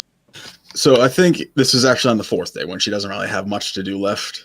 She would probably go into one of the stalks and just kind of like look out into the ether and see the view. And I would like to imagine that at some point they're like possibly passing by a nebula and there's like space whales breaching in the nebula. Legendary. Nice. Love it. And you hear this strange alien whale call, just, and the little babies answer back, and they're so far away, but they're still so huge, like 10 times the size of any land whale that you could imagine. They're like living mountains. Makes sense. Okay. Excellent. I think Axel's just going to compound on the fact that like he knows how to go up and down the shaft so well now. It's almost like a magical elevator. I don't know if anyone's played Ninja Gaiden, but when they used to like flip from side to side on the wall, so if anyone's watching, when he goes up or down a shaft, he just starts flipping from side to side and just disappears really quickly. Nice. Love it. Love it. Well, I gotta be honest. I'm imagining sort of my own montage, which is once Carrie's sort of workspace is cleaned off, she goes back to Vinbobity, and now all of a sudden the genre shifts, and you're just seeing pictures like they're being shown like Polaroids from a vacation, and it's just showing her interacting with Von Bobbity. So in the first one, you see Von Bobbity balancing a bone on his nose, and Carrie looking very impressed, and he looks very confused. And then she's throwing a stick, and he's looking very confused. And then there's a shot where he's like blasting lightning, and then she is jumping back, looking shocked. And then you can see them talking. She has an arm around him. They're talking like friends. So there's a little vacation montage of her. It's not just a dog that she can command. Nice. A little moment of humanity from a four-armed Yeah, I don't creature. That's right. So on the 3rd day, when the meal's really bad, I'm just kind of feeling a little down because I got Carrie sick. I'm feeling a little queasy and stuff, and I'm just searching around, looking for more supplies, better. And I run into Ryeback's secret stash of sweets. I find like maybe some fancy chocolates, and I'm just kind of just gorge myself on those. I did so bad, but this is so good. Maybe I'll save a couple, pass them around. I'll save a couple for my friends and pass them around the crew. But He's like, I'm gonna miss this pudding. Ryeback, you came through in the end, buddy. just feeling horrible. Just food poisoned and eating chocolate. Awesome. So the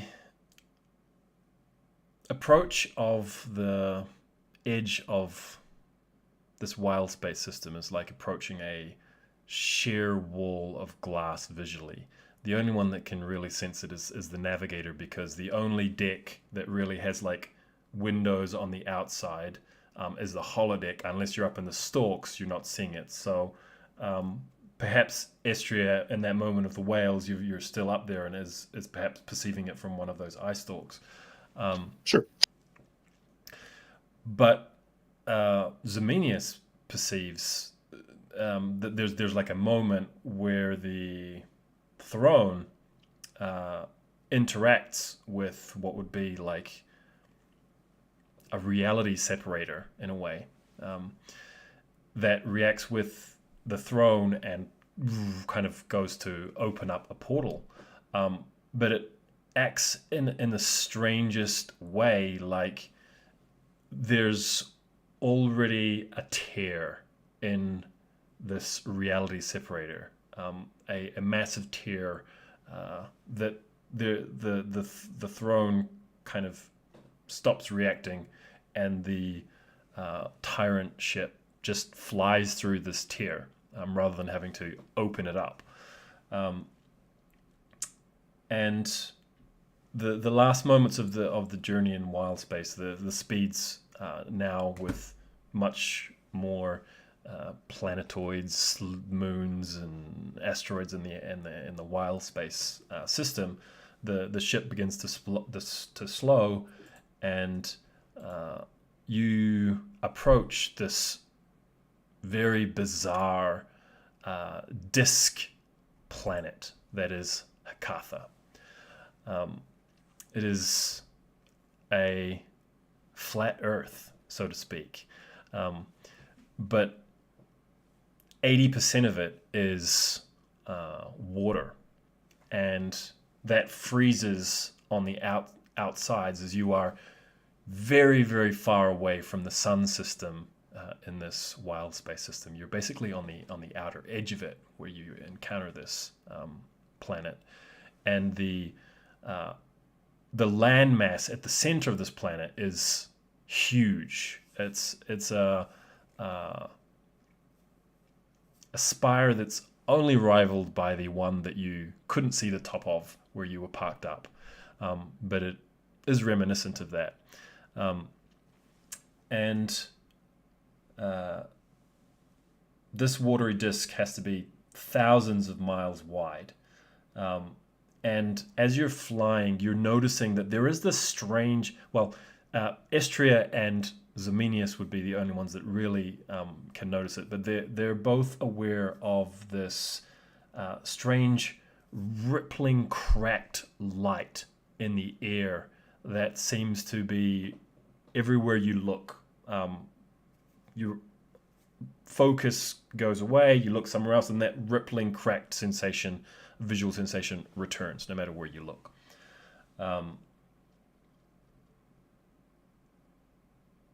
So, remembering the warning from Tardo just before you left that do not land this in water, it will sink like stone, the ship is brought in by Zemenius to hover just above the water near the beach, effectively, of this huge, massive fang of stone. The gear has some rope ladders. That was some of the things that you know were brought in. So I'm going to let you, as the officers on the mission, now organize how you're going to put things together, who's going where, who's remaining in the ship to make sure that it's safe and protected from any possible dangers, and how you're setting up your communication systems. And over to you guys. You have arrived on the beach of the spire of Hekatha, which is where you need to be to find the meteorite of adamantine. You do know that it supposedly struck the spire, this meteorite. So,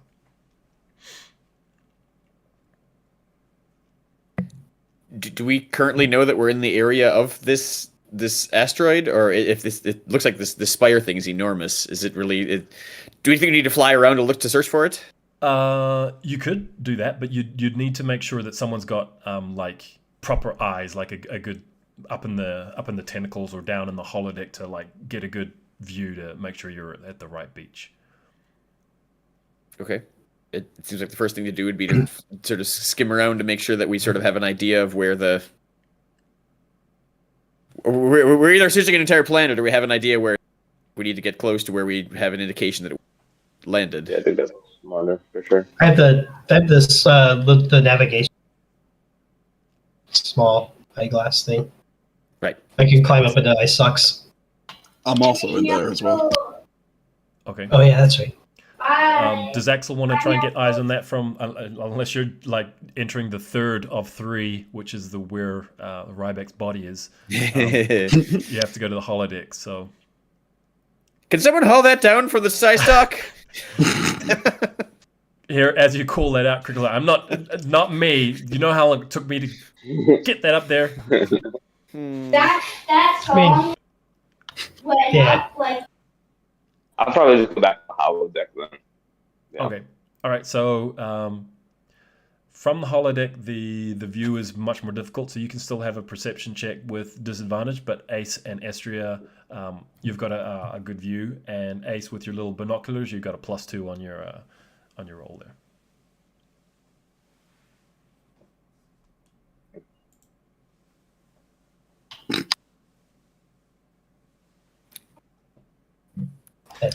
Didn't help that much. Great set of rolls. Oh, Here's a No. legendary thunder. You've done a couple of circles of the mountain, and you do notice, like in the distance, there is like a shape moving in the sky. It looks like it could be another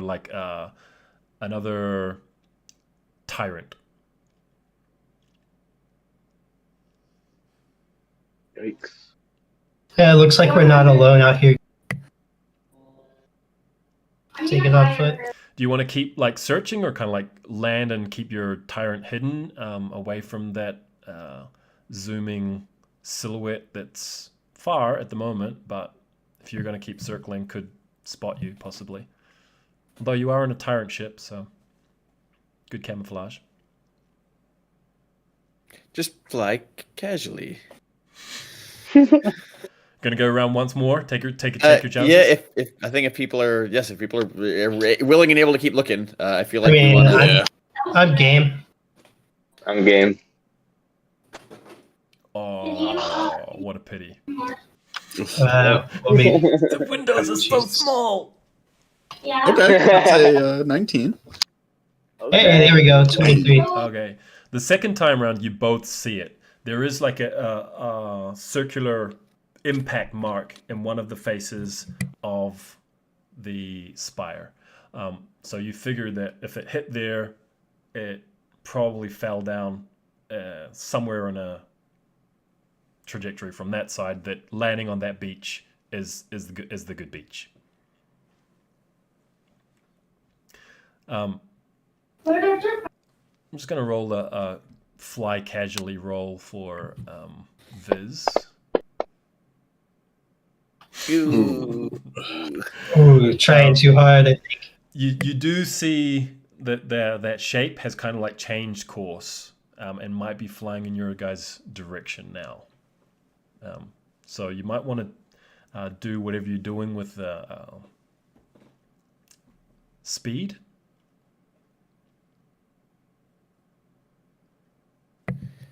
You punch it to try to land nearby the impact site. Or the I suspected impact site? think we should. Yeah, I think we should take it down here. This is the right area. Right, it's a race. He's going to have to leave Yes. it at a hover, not being able to dock, which means you're going to have to use the rope ladders to actually get down to the beach. Oh, Ooh, exciting. that's exciting. This is Ace's kind of thing. I guess we're all deploying. I guess if Zome is in the helm, we should all deploy to engage in the Should search. we? Do we want to take any of the others with us? Like keep. Some We of need us to keep an close? eye on McKevin. Right, or maybe like somebody needs to watch Vina. If she's sketchy, just as it. I mean, we'll have our gnome friend with the captain. They might be Oh, able to good keep idea. an eye on things. We can have him watch. Yes. Perfect. Oh yeah, we can set him as a guard. Tolstoy. Yes, how can I be of service? We're going to debark here, and we'd like you to keep an eye on you. You see that mean girl over there? That's her name? You know That the mean girl? unpleasant one. You can call her Vina, the unpleasant one. I'm sure you know which one I mean. Vina, the unpleasant one. I understand. Yes. Just want you to keep an eye on her.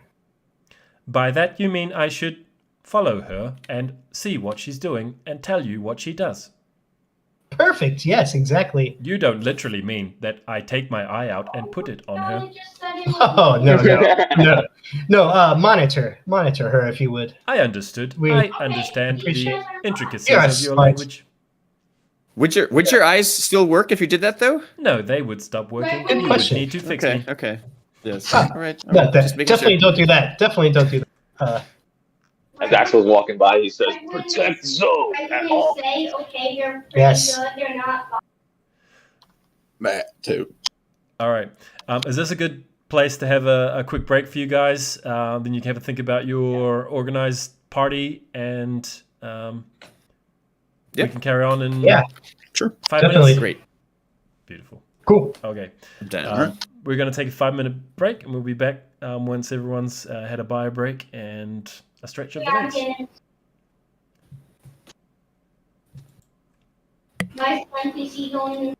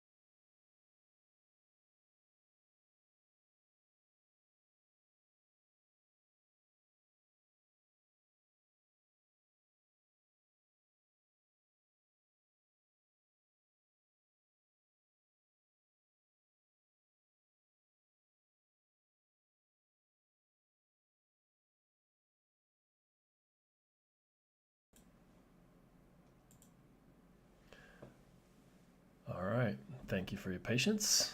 We are back with the crew and landing on the beach of Hecatha. So, give me your final crew makeup that are going to be landing on the beach with you. All right. Well, there's the four of us who are here playing today. So Ace, Axel, Astral, Win, or Carrie. We want to leave Von Bibbidi behind to kind of take guard of Zominius, and we want to bring along McKevin and Vina in our exploration of the Fang to find the adamantine asteroid. Yeah, and Axel makes it pretty clear that he's not trying to hide his suspicion of McKevin. So he's just like, McKevin, you're with us. I'm watching you. Oh, thank you. Thank you for looking after me. I appreciate that. I guess being the most charismatic, I would kind of try to smooth over and be like, Kevin and Vina, you are the most promising of our other crew. We're gonna need you on the ground with us. You are the most capable. You have a lot of potential. You're crucial to the success of this mission. We're gonna become agents when we. I don't trust you. You see, McKevin's getting built up now. Vena's like, I don't care what you think of me. I'm going to have my own crew and my own ship. Right, that's fine. It's going to be the only time we're working together. It's just because it's an exam. So just don't get all whatever. That's right. You're that's not what I want to hear. Okay. Honestly, Vina, we haven't talked much. The sooner I don't talk to you anymore, the better. So let's get on with the mission. We can agree on that. Cool. The rope ladder unfolds. One by one, you descend onto the very small beach. The tide's quite high, so it's wet sand, and then it's immediately the rocks at the base of the mountain. Now that you're all outside, you have a much better visual on your immediate surroundings than you had down in the dock or looking out the windows. So you can see that.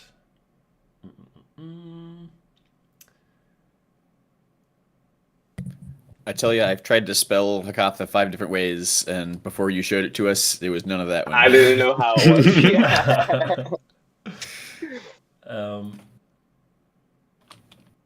was. It's cold. You can feel immediately the pinch of the cold.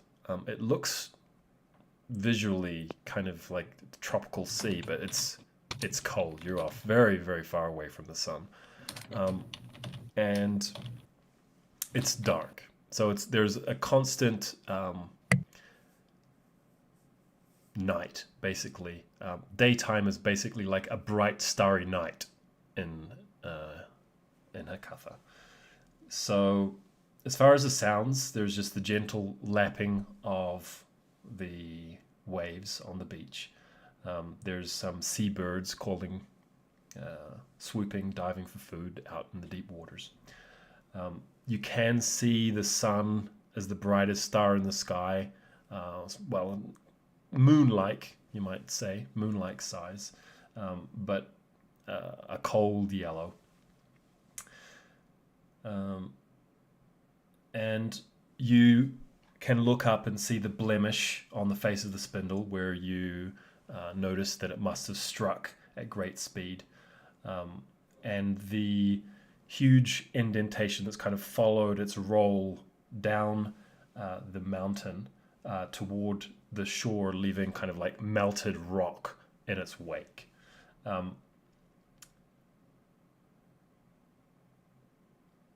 So it kind of disappears from view, that turret over the rocks. So you kind of have a pretty clear idea. We need to head over those rocks and take a look. So how do you organize yourselves? Axel will be out in front. Meat shield, like.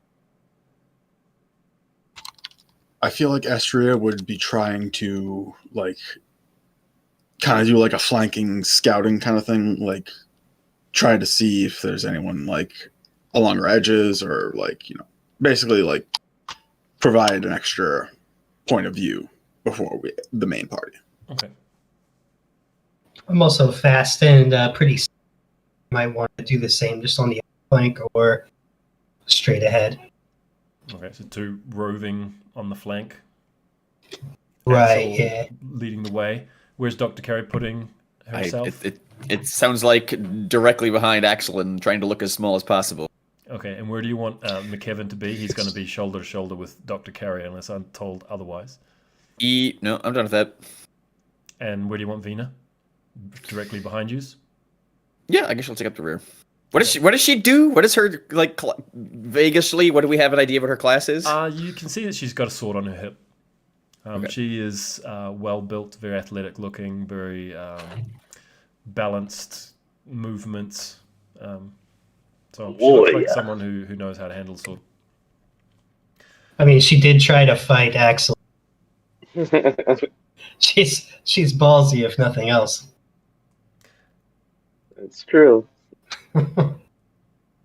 Okay, so as you're heading over the rocks, making sure that there's no dangers going to catch you unawares, there are a number of things that you begin to notice now that you're looking in another direction on the ocean. There's a large crack in the sky that when you're looking out to sea, you don't notice it till you're like directly looking at it, but there's a crack in the sky.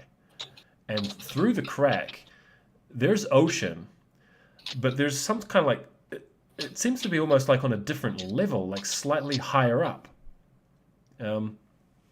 And right on the edge of that crack, there's a trimaran, visibly like surging through the waters towards this crack, towards the beach. And above the trimaran is, am I pronouncing this correctly? Dirigible, like a little kind of like, yep, dirigible. Like a Zeppelin. Yeah, like a Zeppelin kind of little deal. mini Yeah. homemade Zeppelin being pulled by a rope behind this trimaran. And there are like lines, white lines in the water, what seems to be a swarm of riders mounted on what might be like water horses. But there's like belching thick smoke coming out the back of these water horses. And very, very far in the distance behind them, there seems to be like a man-made atoll, which is also belching a column of black smoke in the sky as though it's like exploded or something terrible has happened there. It's just like must be a huge fire there of some sort. And there's a moment of a glinting white bone that emerges from the sea and completely swallows this atoll whole in one bite and then disappears underneath the water. All right. With Sorry. carry on. Yes. This is pretty dumb. I can imagine Carrie and McKevin are standing there. They're looking at her. They're pointing up in the sky. She's looking over there. They're pointing. They're both looking together. And as they're looking up at the sky, Carrie just leans over and says, "McKevin, did you do it? I believe whatever your answer is." You're trying to surprise him? All right. Have another crack. And Her mind just drifted. Her mind just that's just out of You've caught him off guard. So I'll say your intimidation attempt this time has advantage because nobody was expecting that. Great. I like it. All right, this is an intimidation. All right, that's a 23 on intimidation. Yes, it was me, but I didn't mean to kill him. I only meant to hurt him. What? What a twist! Can I roll insight on that? Yeah. Right. Critical one. You think you caught him off guard. You think you made him just spill the beans. Kevin, I respect your honesty. I feel so much That's all better. for now. I feel so much better. I'm not close enough to hear this. But maybe we should focus because the Tyrant ship. You said you saw a Tyrant ship. Is that what you were talking about down in the docks? That we need to do this quickly? Yes, we should keep. She puts her arm around. It feels very good to say that. Yes, we need to keep going. You're right. All right. So as you come over the rock, So now I interrupted your epic description. So there we go. you can see on the other side of the rocks that the 15-foot wide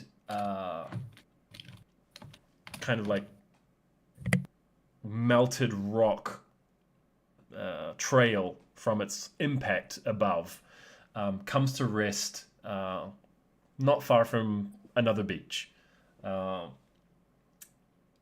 However, where the ground is marked by the resting spot burned into the rock of this adamantine meteorite that on impact must have been searing hot, there is no meteorite in the middle of this crater.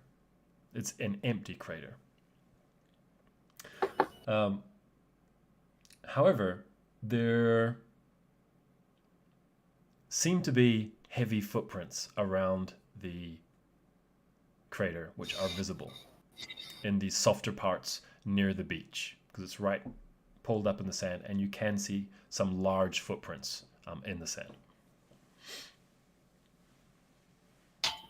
Could I make a survival roll to see Absolutely. if I basically want to tell if they are like going in a certain direction and potentially carrying something heavy in that direction?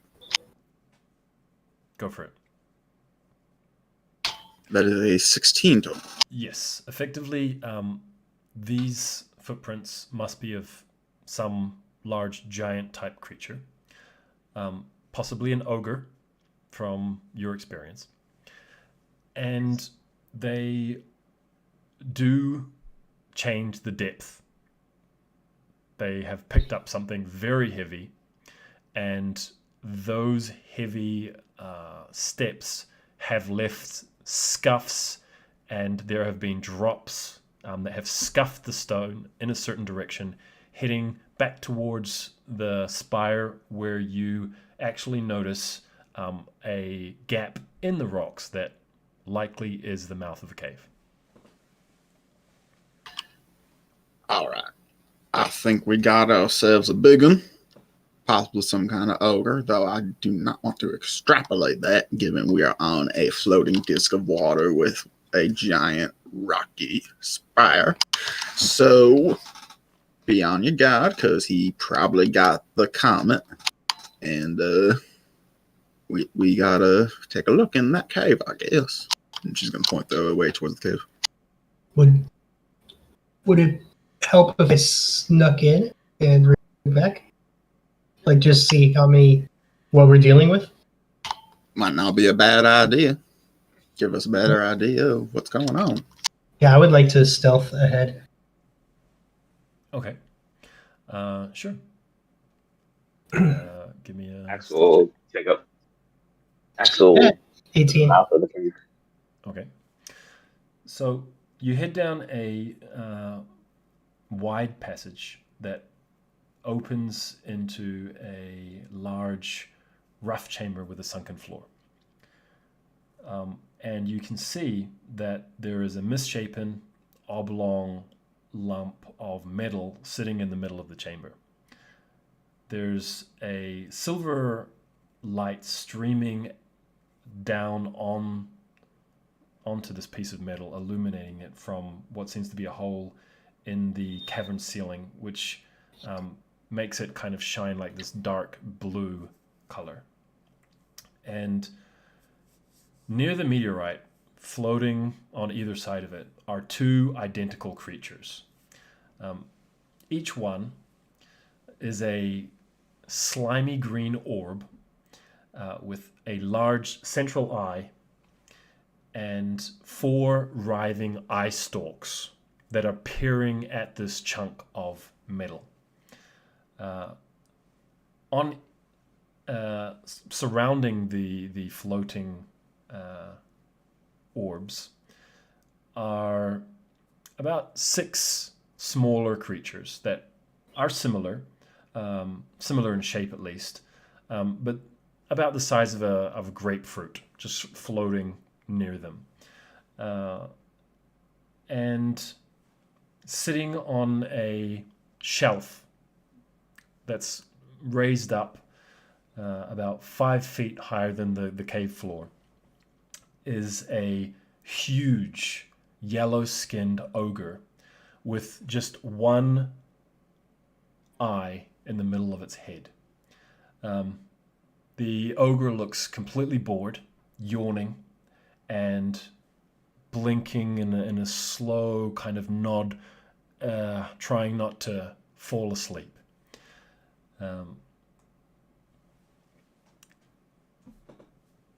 That's what you're seeing. All right. I'm definitely gonna back out slowly, shadows, and go report back. In the meantime, this trimaran is it's kind of come through this crack in the sky, and it's headed toward the beach, pulling this dirigible in the air behind it, with these water horses with black smoke getting closer moment by moment.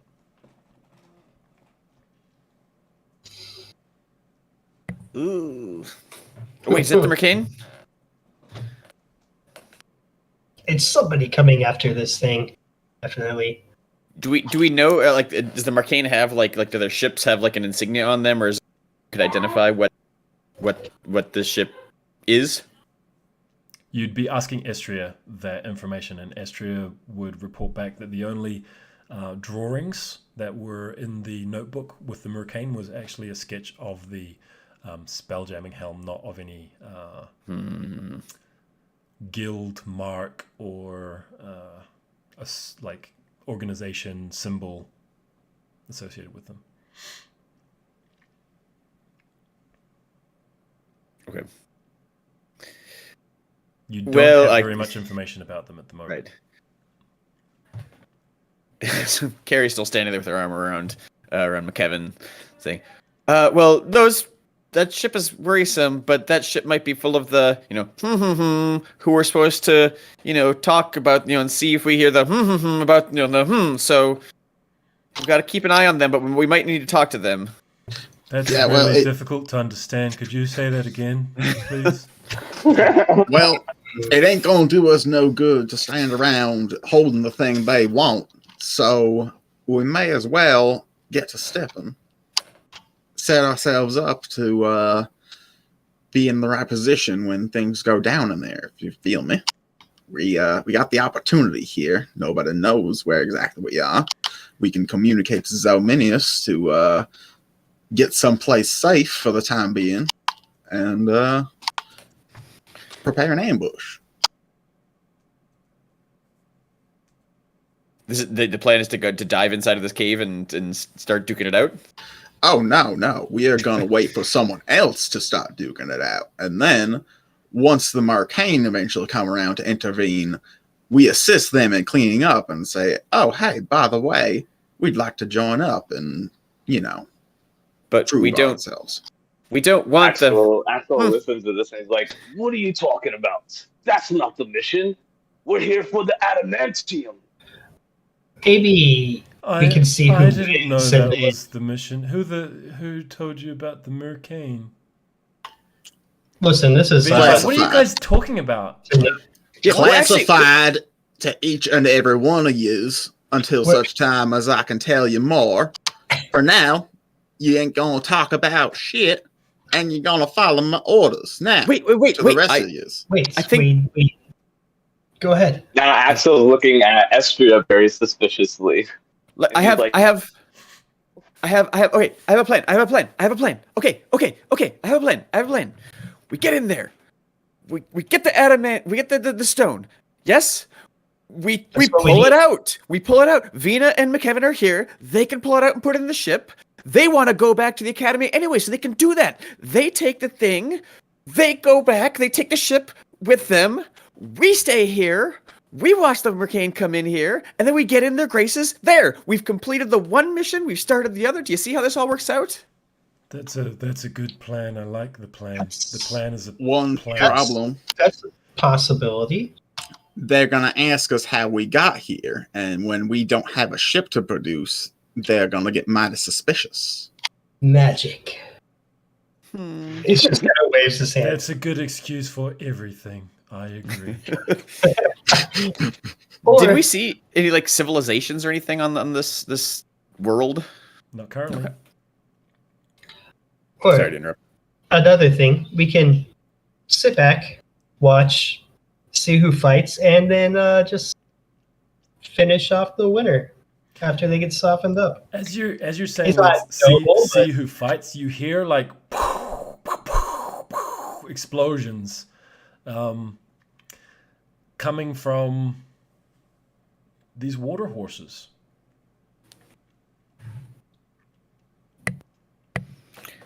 Are they shooting at us? Make an insight check. At our ship. Insight, not my strong suit. I'm also going to take Yes. this. 15? You think that they 20? are shooting at the catamaran. Oh. Catamaran. Oh. So there's Sorry, Okay. but basically, essentially, it's a catamaran with like a sail. there's Right, so more it's than being two chased, okay. factions, or more than 3 factions. This is confusing. Yeah, there's multiple factions coming after this shit. I don't think we can. I don't think we can let them put hands on the asteroid. So maybe if we let them come in there, maybe the missions. Maybe we can get the one group, the return home group to extract it, while the stay here group. Well, that still is the problem. They'll see our You kind ship. of see Axel. You kind of see Axel put like his hand on his greatsword, and he's kind of looking at everyone in the group, Estria, Dr. Carey, and Ace, and he's like, "That's not part of the mission. What are you babbling about?" Vena's like, why are we standing here on the beach? Yeah, The maybe we should adamantine's just... in the cave. What are we doing here? Right, but the cave also has an two green things that looked like our ship, and then 6 things flying around. What? What are you? Beholders? Yeah, is that what those are? There's a bunch of stuff flying around in there and a big ogre. But there's what? 1, 2, there's 6 of us, right? She draws her sword. Yeah, we can take 'em. All right. Yeah. To action? Axel gives her like an approving look. She All right. she catches herself. She accidentally gave you like the approving look back, and she's like, Okay. Are we gonna do this? Draws his rapier. Charge in? Or This is a terrible idea. Like, clearly that ogre is there to guard whatever those things are doing to the asteroid. he was We ain't looking gonna get very, very far. he was looking very sleepy, disinterested. Maybe he'll be asleep and we can just be quiet. Yeah? I ain't never been quiet in no combat. I can tell you that right now. Assassinations are one thing. This ain't no Sometimes you have to assassination. get combat. dirty. That's fair. McKevin says, well, unless we want to fight on the beach with the people in the boats, they seem to have muskets. So Right. But Kevin, you're smart. We definitely don't want to get caught in between 2 fights or 3 fights. Look, let's just go into the rocks and then discuss this quietly in the hidden place we can find, so that we can I can still agree keep an eye on the with. cave. We shouldn't be standing here on the beach. All right. Let's go. We would like to find a secret place nearby that could have a decent view of the cave to make sure, like. Oh, so you want to like hide in amongst the rocks, not go into the cave? Yeah, we're gonna basically hide amongst the rocks, keep an eye on the cave, and discuss like what we're trying to do at this point. There's very divisive. Give me a survival check to see how good of a place you find to hide, and that will determine the difficulty of your stealth check. That is a 10. It's not great. It's not great. So that is going to be a DC 16 to actually hide yourselves in this place. All right. That's the check you want from everybody? Yep. Oh, well, I'm Jesus sorry to Christ. report that this I got is a nat not one. my I got a nat okay. one already. I got a nat too. 16. Oh boy, how are Carrie and the huge lion man, the two that figured out how to hide? I'm the sneakiest guy. It's a sad showing. Almost as sneaky. You know, I'm really excited. There's a lot going on. Yeah, there is. Paying attention. Just stumbling on rocks. I feel like we're just too heated and just like keep talking about like what we should be doing and like Yeah, right. Axel and Dr. Carey are the only ones who are paying attention because Axel's like he knows like this is dangerous and Dr. Carey's just like super danger sensitive. And like Think of Venus the just like glory. standing there going, I thought we were going to the cave. Oh, this is dumb. I'm not really hiding either. Like, So from the description, a few people went and saw these creatures in the cave. When they came back and described the floating spheres, did that sound like the size of the creatures who were like steering the ship? Like, are they from the description? Can I tell if they were the full size beholders, or are they like some smaller type kin? yeah, I mean, you said there's like kin around. Yeah, I would describe like the size of them like I think beholders Roughly would this probably big. be. Is that nature? Arcana? Nature? Probably nature. Yeah, I mean, if you're gonna say Arcana, I'm gonna pick Arcana. Nature's good. Nature. Right. Nature makes sense. Nature is fine. That is a 18 on Yeah, nature. that sounds like beholder kin to you. The size of the Okay. amount of stalks particularly caught your attention. If that sounds like not beholders, that's beholder kin. Especially like the grapefruit, All right. like little ones, like Grapefruit. Oh yeah, okay. Yeah, I mean, charging in might not be entirely suicidal. I don't think that those are the same creatures who say built our ship. I mean, they're like cousins, right? I mean, the big ones. They look like small for flying that ship. Yes. I mean, the big ones will like disintegrate you by just looking at you. So the smaller ones must, not. I mean, that doesn't sound good. We definitely don't want to be in between them and the guys shooting at the beach. So if we could maybe Okay. be quick, take one who side out. failed their stealth really badly. Oh, I had a nat one. Oh, I had a net too. Ace well. failed miserably. Ace and We Astral, both as you, did eight. you stand in like the worst places to hide, you actually have a decent view of the approaching boat type situation. So you can have a perception check. Okay. My pleasure. That is a 16. And a 5. Holy cow. Ace is like this. You can't see me. I can't see you. Standing as tall as I can. It's a game he used to play back at Neverland. Full on Captain Morgan pose, like on a rock. Estria notices the in the dirigible there's someone madly waving like towards the beach, like they've seen you, and it looks like a little girl. It looks like a young girl with like plaited hair, really golden, dark brown skin, like someone that is under the sun all day, every day, wearing, you can kind of pick up what seems to be type of clothing you'd wear when you're always near the beach or near the water, or really practical for swimming and being able to swim with the clothes, kind of clothes.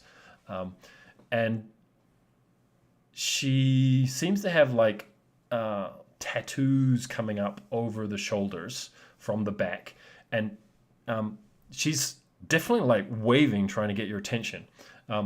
There's like an old dude with like a crazy beard that's just blowing out in the wind, kind of like seemingly directing the efforts of this dirigible that's being pulled along. And there's another woman behind the little girl, kind of stoically standing there with what looks to be some type of weapon, kind of like a harpoon maybe, in her hand. But the little kid is definitely trying to get your attention.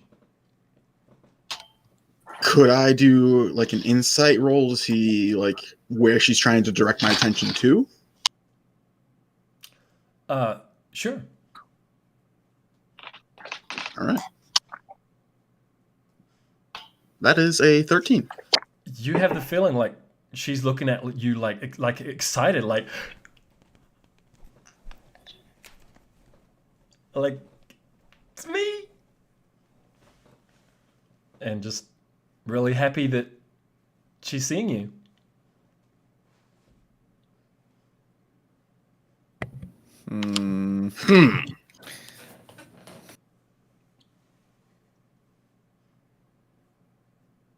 I suppose if you didn't learn any Mercane insignias, you didn't Mercane like gang signs or anything you could flash. That was not in the program, the booklet that I read. No. Secret handshakes. All right, we'll figure it a different way. Well, I think do we agree that if we get into this cave and pull out the asteroid without a fight, would that be a good thing? I could float the asteroid, if you remember. That might help if we could get a crew to run in and just run out and hopefully not get stuck. The best outcome if we can avoid a fight. How fast can a giant ogre with one eye run? Faster than you might think. He had long legs. Very long legs. Do you know that girl, Estria? Would I know that girl from some kind of check?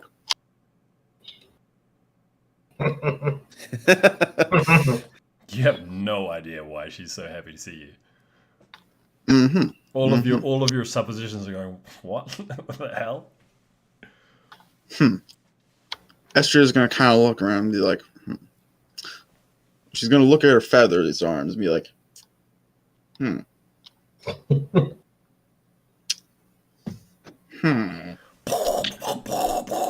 Another round of musket fire. It sounds almost stronger than musket fire, actually. Like, you haven't heard, especially someone that knows guns, like, that kind of sounds like a rifle to Estria. Folks, I don't mean to interrupt, but they may be better equipped than we are. I think we need to go in the cave. I think we need to go in the cave and do everything we can to extract the asteroid. I think going into the cave is putting us between a rock and a hard place without much escape route.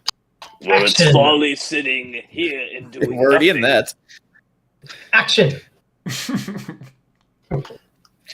Kevin. Carrie puts her arm back around Kevin. Ready? Kevin, are you ready to go into the breach together? We'll fight together. Yeah, I'm ready. I think I like your plan. Your plan's the good plan. Okay, I don't approve of your murdering of the higher ups, but I do approve of your attitude right now. Let's go. That's what counts in the long run, I think. Wait, murdering? What? Ace wasn't there. It was an accident. We'll talk about it. We'll talk about it later. It was an All right, accident. yes, murder the bad guys. Axel heard the document. He can vouch. He's the second for the evidence for evidentiary procedures later, but we don't need to talk about evidentiary rules right now. I don't even know what that is. Let's go in the cave. All right, you guys start heading down into this cave. What is your approach? Are you walking in, running in, or you're sneaking in at this stage? What's the plan? I would like to sneak, to at least try to sneak. Try to sneak is usually the best option, I would say. Yeah. Okay. Everyone give me Yeah. a try to sneak roll. No, not one. No, not one. 15. 19. Oh, there we go. Wizard got a 5. It's very hard to sneak like this, Kevin, but The universe is right again. He's arming and arming you. He's like, do we really need to hug? Yeah, it's usually better if you don't link arms. oh, sorry. Okay. Yeah, that means you too, Vina. Don't link up to the small arms. McKibben's like, maybe we shouldn't be talking if we're sneaking. Smart. He's a smart one.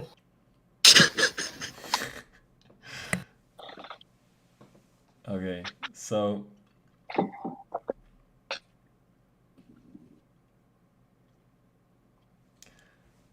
Dr. Carey and then the others hear an alien voice in your heads. Do not fear, mysterious outsiders. It is good your arrival. I am Spectator Greelob. I am having an argument with Spectator Orlob.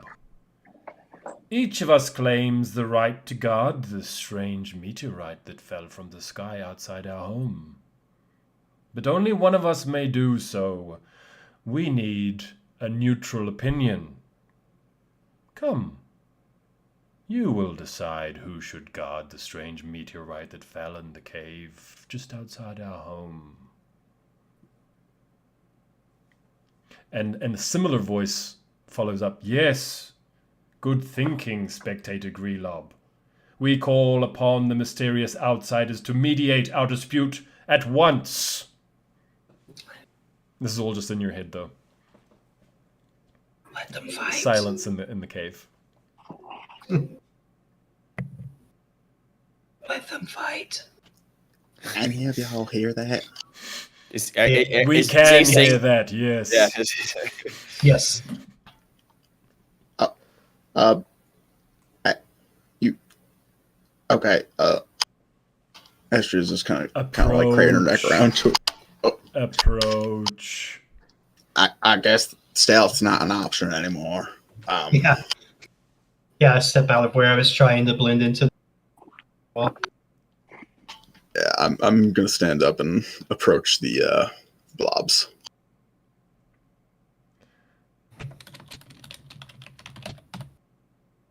Okay, so you hear in your heads, who should guard the meteorite? Tell us, what do you think? Is it I, Spectator Greelob, who should guard the meteorite? And then the other voice says, or is it I, Spectator Orlob, who should guard the meteorite? I'd like to whisper Over to on the raised part of the cave, the Cyclops kind of like perks up. How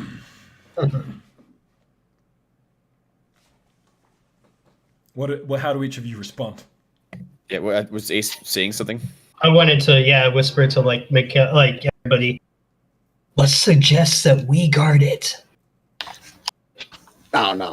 Look, they ain't gonna go for that, partner. They might. We don't know. No, they want to guard it themselves. There ain't no way they're gonna give it up to someone else. I got an idea here. Okay. You got an idea. Okay. I'm gonna wink with my bird eye. I feel like. Oh, I'm sorry. Did you have a plan? I do. Oh, okay.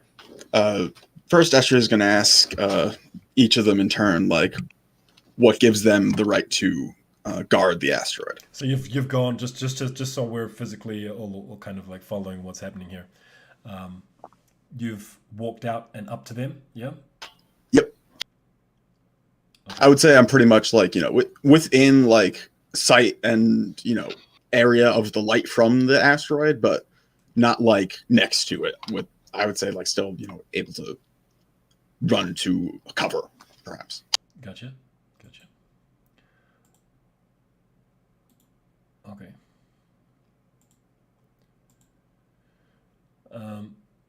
you've come in the southeastern cave entrance. So if you guys kind of want to put yourself on the map where you are, that'd be great.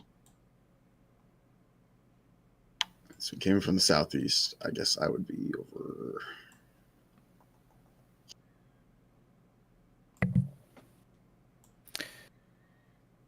Well, I hate to clog up the screen with this, but yeah, what is the mechanism for dropping us ourselves onto the map? Sorry, maybe that's not possible.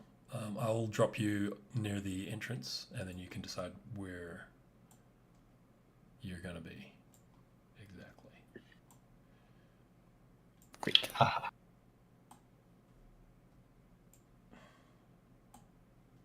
Sorry, my bad.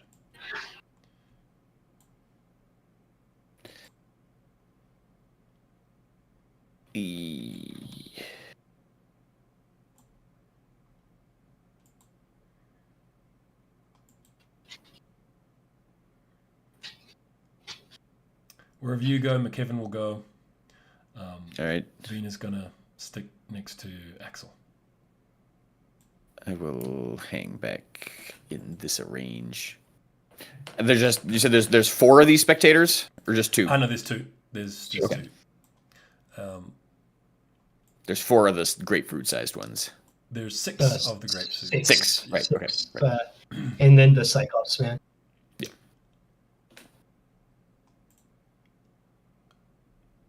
Just saying, it seems like they want like an argument, like that kind of stuff. We can, if maybe present a. You cut out of it there. Go again. I was just saying, it seems like they want an argument. Maybe if we present, just let us walk over. They seem like those kind of guys. But I'll defer to your plan, Astria. I think this will work, but it's about as good a shot as anything at this point. So here we go. It's either talk or fight, right? Yep. So tell me, spectators, why do each of you deserve to guard the asteroid?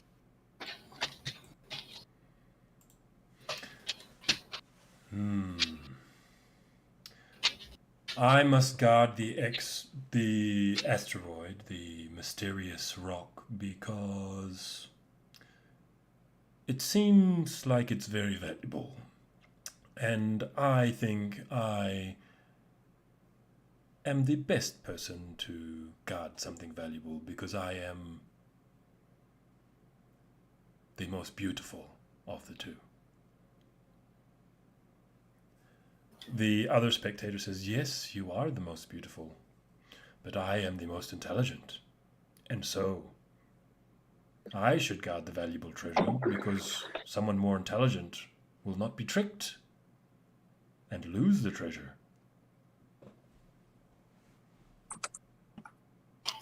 This is true, but have you considered that someone more beautiful might throw off someone who is, say, clever enough to attempt to beguile you, and they in turn would lose to your compatriot here?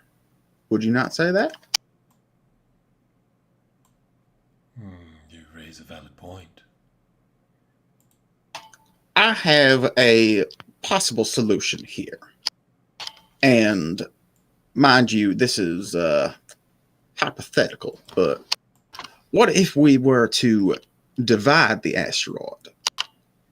We split it into 3 parts, 2 larger and 1 smaller. We would take the smaller, given that I'm the one mediating the dispute and therefore would deserve compensation for such a position. You 2 would get the equal larger parts, of course. And then you can do with them as you will. They both say at the same time, the treasure must not be damaged. It is beautiful, Okay. impeccable, untouchable. So you agree it should not be damaged then? Nor divided, nor broken. Okay, so if neither one of you is truly fit to guard this rock, wouldn't you say you both have to guard the rock then? I will not guard the rock with Grelob. I will not guard the rock with Orlob. I do not need help. I do not need help. You need help. I don't need help. So, it would seem that your only option would be to allow a neutral third party to protect the rock for you. Seeing as how we are the ones mediating your dispute very amenably, we could take it into our custody and make sure that it comes to no harm and is forever pristinely displayed for all to see. You, the mysterious strangers, take the beautiful, precious treasure? No. We do not trust you. We do not trust you. I do not trust you. He trusts you. I don't trust them either. Yes, you do. You trust them. I don't. You trust them. We don't trust you. So you don't trust each other and you don't trust us. So where does that leave us exactly? We are exactly where we were before. If you ask me to mediate your negotiations, you must commence negotiations. You must choose one of us. Who is more worthy, the beautiful me or the intelligent me? Well, frankly, you both have your advantages and disadvantages. So I would say neither one of you should have it. You hear like gunshots from the beach. And you know what? None of them should have it either. So I propose this instead. We will help you to defend the asteroid. There is a chance it will be damaged in the fight. Who If it threatens is, the asteroid? well, the ones making those sounds out there, for one. The noisy newcomers. Yes, you should see them. They're very greedy. They love shiny treasures. They will do anything to get their hands on that rock. We must protect. Even just a meteorite. tiny fragment of it would be worth a fortune to them. Then we must kill them as soon as they appear, without engaging in any conversation. That would be wise. They don't seem like the talking types.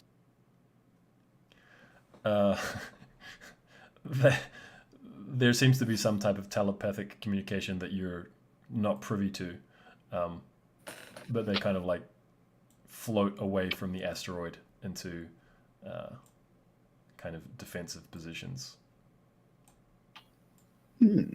Excellent. Does the Cyclops react to any of this? Yeah, he scratches his butt. This bigger rock to my southeast, I guess. Is that like something I could climb up on top of? Yeah. Cool. I would like to go. Yeah, I'll go there.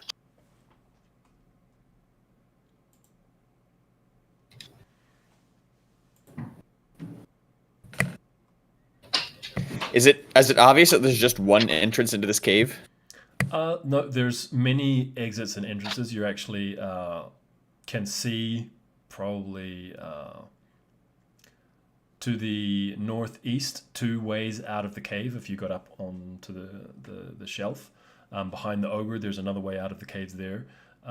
Directly to the west, there seems to be an exit, 2 exits to the west, and then another one to the southwest. So it seems like a rabbit warren. But the sounds are only coming from the direction we came from. Yes, correct. A defensive position seemed like a good idea here as well. Carrie will try to very much be out of sight of anyone who comes bursting through that door. Okay, each of you can freely reposition yourselves right now, but... Well, at least over here. I think I'm good here. I want to be somewhere. Clean line of sight to the asteroid. 0 line of sight to hordes of gun creatures.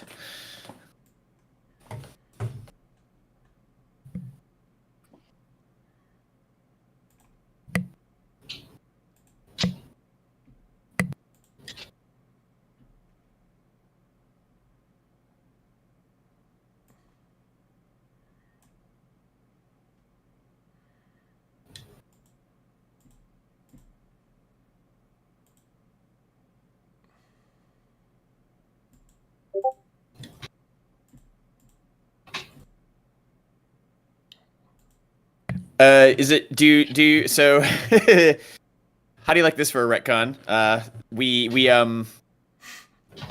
My familiar got fried 4 days ago, but we were on the ship for 4 days. Is it at all objectionable to say that in those 4 days I was able to resummon the familiar? Yes, that is fine. Okay.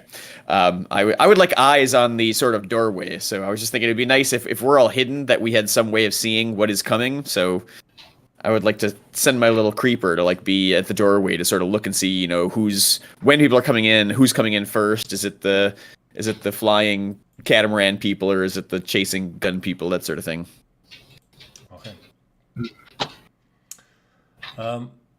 So you immediately see that there's a young girl followed by a stalwart woman carrying some type of harpoon, an old man with a crazy beard, and a very bronzed, muscular man of the sea with his hair swept back, kind of striding forward, leading the way.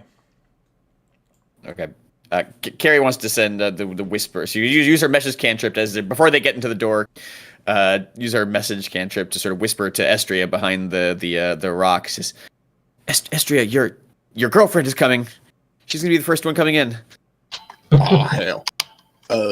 Blobby boys. I don't know who this person is, but she recognizes me. Spare the little girl at the very least. If we have to kill these people, I prefer we don't, but I will leave that up to you since this is, Yes, leave it up to us. You said no engaging in dialogue. We will immediately kill anyone we see. Okay. Thank you for your warning. Yep. Okay. I guess that solves that, is what she's going to message back to Dr. Carey. Right.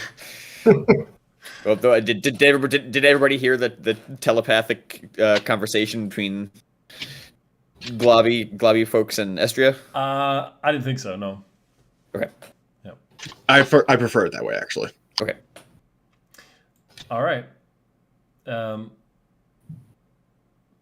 So about here.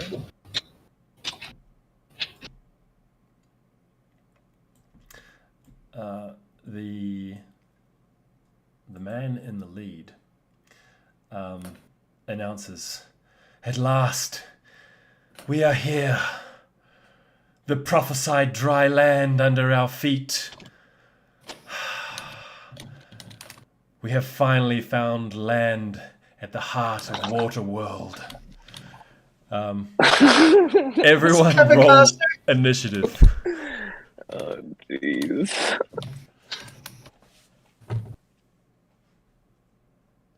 None of these guys looks like Kevin Costner. Is this Kevin Costner? Ooh, that's a nice I initiative. don't think so. And Oh, Axel got a good one, too. 16?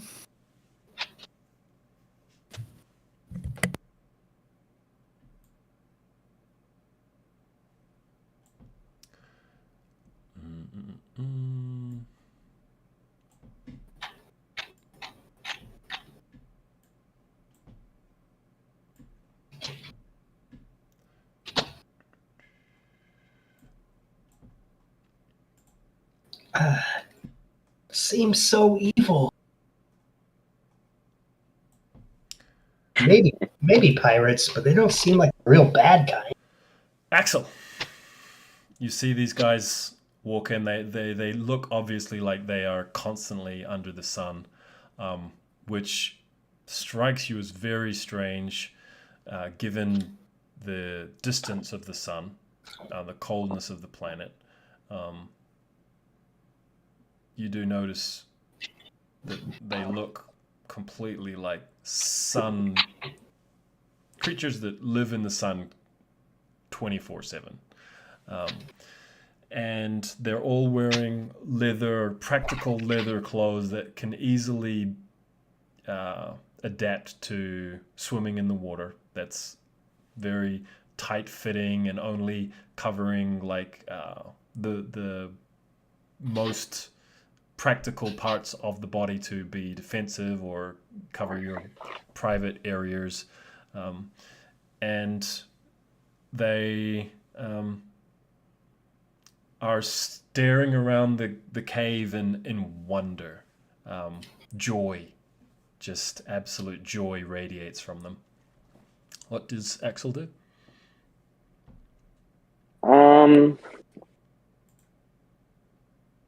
Axel is actually going to move just slightly over towards these beholderkin. He's gonna draw his great sword out, but he's gonna just prepare an action, and he's actually going to prepare an action that if the beholders start to attack these people, he's actually going to retaliate at the beholders instead. Okay. The spectator specifically. Sure.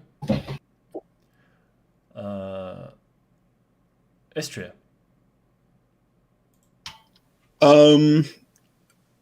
I think Astria is gonna do the same thing, to be honest. Interesting. I kind of like that idea, so I'm gonna go with it.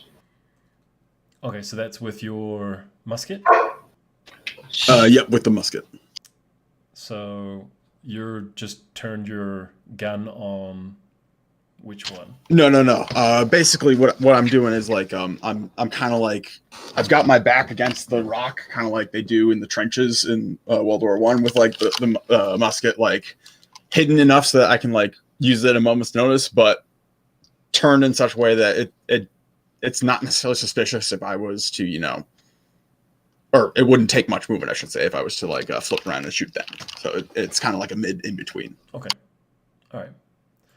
Dr. Carey. Oh boy, Dr. Carey. Dr. Carey is not at all confident about the right path here. She's not looking happy about the idea. She's not liking how the others are slowly turning their gaze towards the beholder. Is McKevin right with me still? No, he's not. He went somewhere else. Okay. He hid down by the rock near Estria. Got it. Dr. Carey's gonna cast a spell. Her little sub arms sort of hold out her spell book. And she sort of looks down at it. She flips to a page. She starts casting, and then with her two bigger hands, she goes in this like sword manifests in her hand. It's this like glowing scimitar made out of like pure shadow. She casts the spell Shadow Blade. Cool. Which I can use if I get into the middle of a fight, which she very much looks like she doesn't want to. So I want to. I'm gonna make the I will hold the action that if the spectators retaliate at us, I want to actually throw the sword at her because that's something I can do with it. But that's the condition. It's not if they attack, as if the spectators attack us is when she will throw if everybody else is sort of doing the same pylon. Okay. So just to clarify with the map, you see that shadow, right, in the ridges that where you are? Yes. That indicates where the 5-foot ledge is. You're up on a higher ledge. Yep. That's where you wanted to be. Okay. Yep. Yeah. I'm happy with that. Cool. Would you say that those spectators are in shadow? No, they'll be down on the lower floor on the same level as the meteorite. And it is well lit in here. It is quite well lit because of the light streaming down from the roof and reflecting off the adamantine. Yep. Okay. That's a weird question I might ask in the future because attacks with this Shadow Blade have advantage if the target is in shadow. Oh. Okay. Nice. Yeah, no, they're it's well enough illuminated, but there's lots of shadow in here. There's lots of shadow in here. So yeah, I think that there's. I think putting that in your brain may become useful at some point. That's all. Okay. Ace. Okay, I'm gonna step back a little bit into this hallway, and I want to call out to. I don't know if this is a good idea or not. I'm just gonna say, hey, it's dangerous in here. What are you hoping? What are you hoping to accomplish? Oh, you're talking to the people that just arrived? Yes. I want to try to warn them that they are kind of walking into an ambush, and are they here for the We fear no leisure? dangers. We have traversed the endless sea and found the prophesied land. That's On awesome. the child's back. For it has guided us here, though there was much doubt. And now this land is ours. Cool. But there's it's already somebody else's land. Not for long. So just want to make it straight. You only want you don't want anything that may have fallen out of the sky onto it. They look confused, and their joy kind of turns to confusion. All of the land where we shall raise our families and give birth to our children, and humanity shall find a place again. That is our purpose. All right, right on. Cool. Okay. Then yeah, it seems like maybe we don't want to fight these guys. Just to be clear, these people came out of a tear in the sky, and inside of that tear in the sky was a lot of water. But they're not obsessed with. They're not obsessed with the water. Yeah, they're not from the water of this place. I was trying to figure out if they're after water. Right, I wanted to see if they were after the Astral, and it seems like they're not. So I'm going to do what everybody else is doing and to attack the beholders with a dagger to throw. Are you within range of the beholder you want to throw out there? There seems to be like lots of rocks kind of in the way. Yeah, like I can't hit any of the ones on the wall, but maybe I can. No, actually, I don't think I have a line of sight to. You can present yourself further though, if you want. Yeah. Actually, yeah, that was. Let's see how much movement.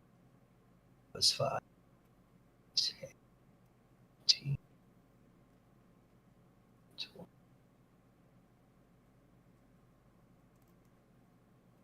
So cool.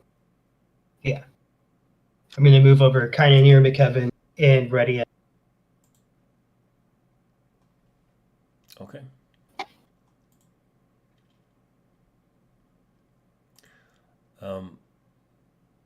You kind of hear this strange growling of, it seems like mechanical growling coming from back at the cave entrance.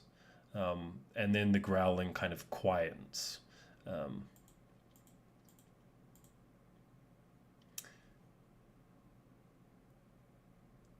The little grapefruit-sized ones kind of don't really seem to be very aggressive at all. The old fellow with the crazy beard is like, the smokers are here. Enola, go and find somewhere safe, lass. It's not where we want to be standing. We have a fight on our hands for this land yet. And leading by example, the old fella kind of jogs around the rocks to hide and peering back at the cave entrance, kind of giving his back to you inside the cave. The obvious leader kind of does the same, kind of like strolling up next to Vina and then giving his back and looking back towards the entrance.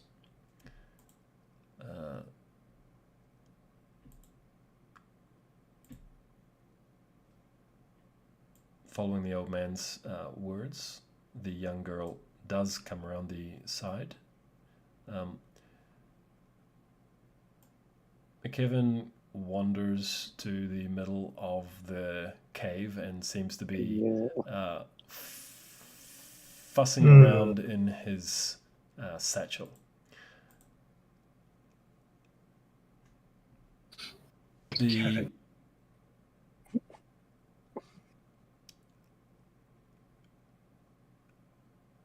The spectator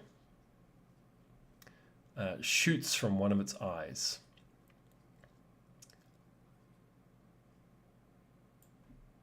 The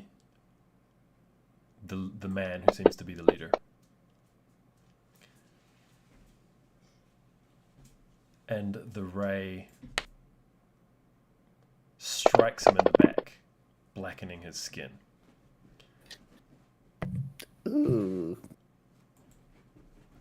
Does that trigger the held actions? That does trigger the held actions. Cool. Sweet. I would have been aiming at probably the closest target, which I guess is the spectator on my side.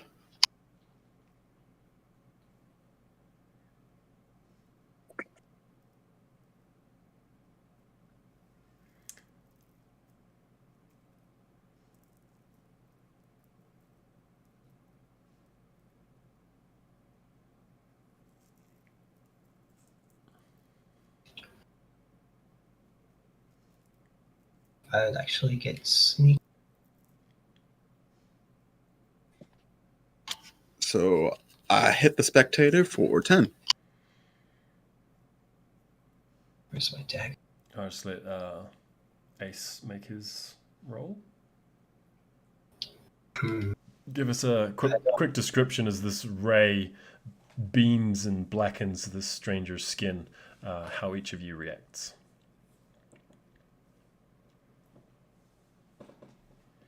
Axel's just gonna be like, I never trusted you foul beasts. The meteor's ours. And then hits them. Goes for the stalk that specifically shot the ray. Okay. As I hear Axel shout his attack up, I look over at the spectator I'm about to shoot and say, never should have trusted a stranger, and then shot.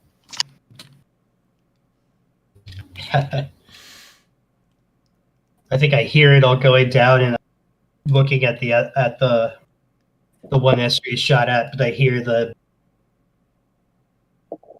throw my knife without looking, so it goes wild. Okay. As your attacks turn against the orb, many-eyed creatures, you can hear the rage immediately echo in your head as it shouts, "Betrayers, betrayers, betrayers! You too will die." And a ray shoots out towards Estria first, given that Estria did most of the negotiating. Oh, wait, that was a save. Yeah, That's not good. that was a save. Ish. So the confusion ray strikes you, which is going to Wonderful. leave you without any reactions until your next turn. You can't move or use its actions to make melee or range attacks. And you use your action on your melee on your turn to make a melee or range attack against a randomly determined creature within range. I see. So you're going to be shooting Somebody. any number of targets within the cave. So that could go well for you, or it could go spectacularly badly. I think I All right, got well, 17 right now. Damn. Okay. That triggered my. So I was holding It off does. until they attacked us. Yes, it so does. I Go ahead. it doesn't. I'm gonna roll it as a dagger. So this is just I just literally take this sword made out of shadow and I just chuck it at the. Is the spectator the one that did the zapping? Yes. Yes. Is that the small waisted spectator? I think it's just the closest one to you that Plain you're old- throwing at is is just number the what? normal one. Yeah, Okay. the normal one. Right. I'm gonna roll a dagger because it's the same bonus. So this is spectator 1. That is a 19 to hit. That does it? That does it. Yeah, absolutely. All right, great. Then there we go. I This actually think creature- that's a small wasted one. Just saying. This creature takes 9 psychic damage as this blade of shadow just comes out of nowhere and runs it right through. Beautiful. Did we get the wrong target? Did we, Kabuki? The only reason why I'm saying that is because the one close to me has like a ... next to it, like the name continues. Okay, let's see. Oh. It's a small wasted That's- one. Okay, you wanted to put that damage on the one that was hit by... I wanted it to be one that's like in Axel's reach. Is the one that I was looking at. Okay, so you did 9 damage, correct? Yes. Okay. Psychic damage.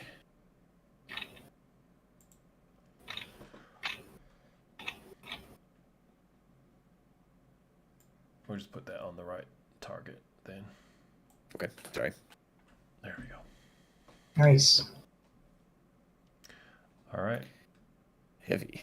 Vina is going to, her sword still in hand, run in and slash the creature. Oh.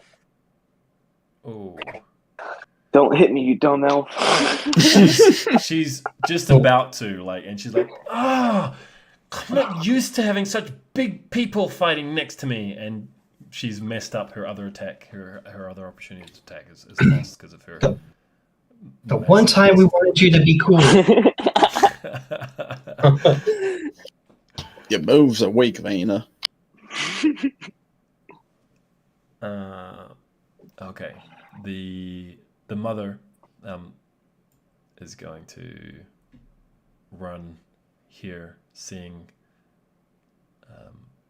that they were under attack from these strange creatures and you seem to be helping them.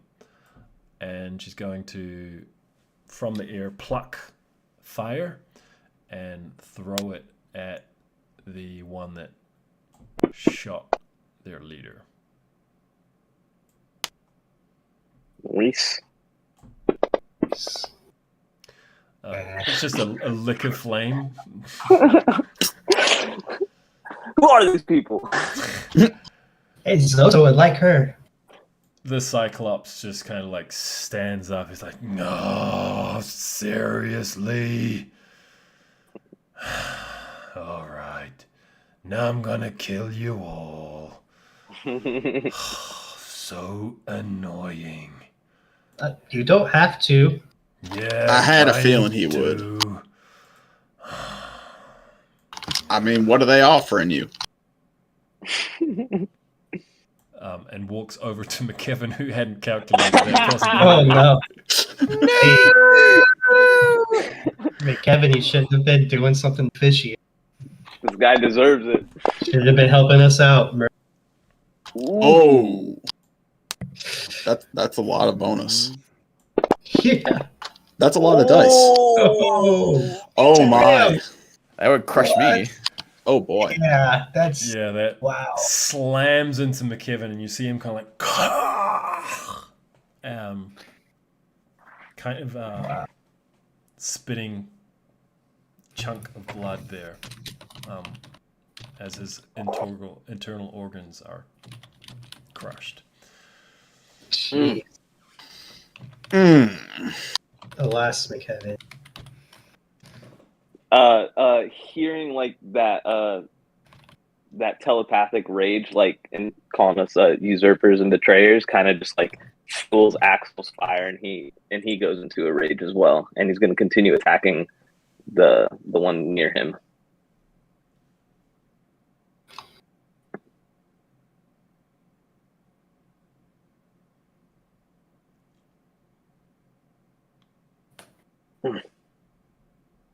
A mighty blow. Cuts another great chunk from it. Okay. I probably should have. Pick Oh no.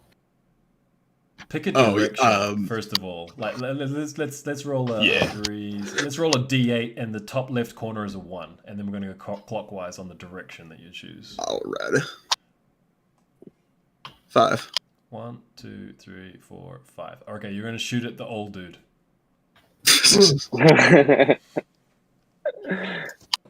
Oh shit.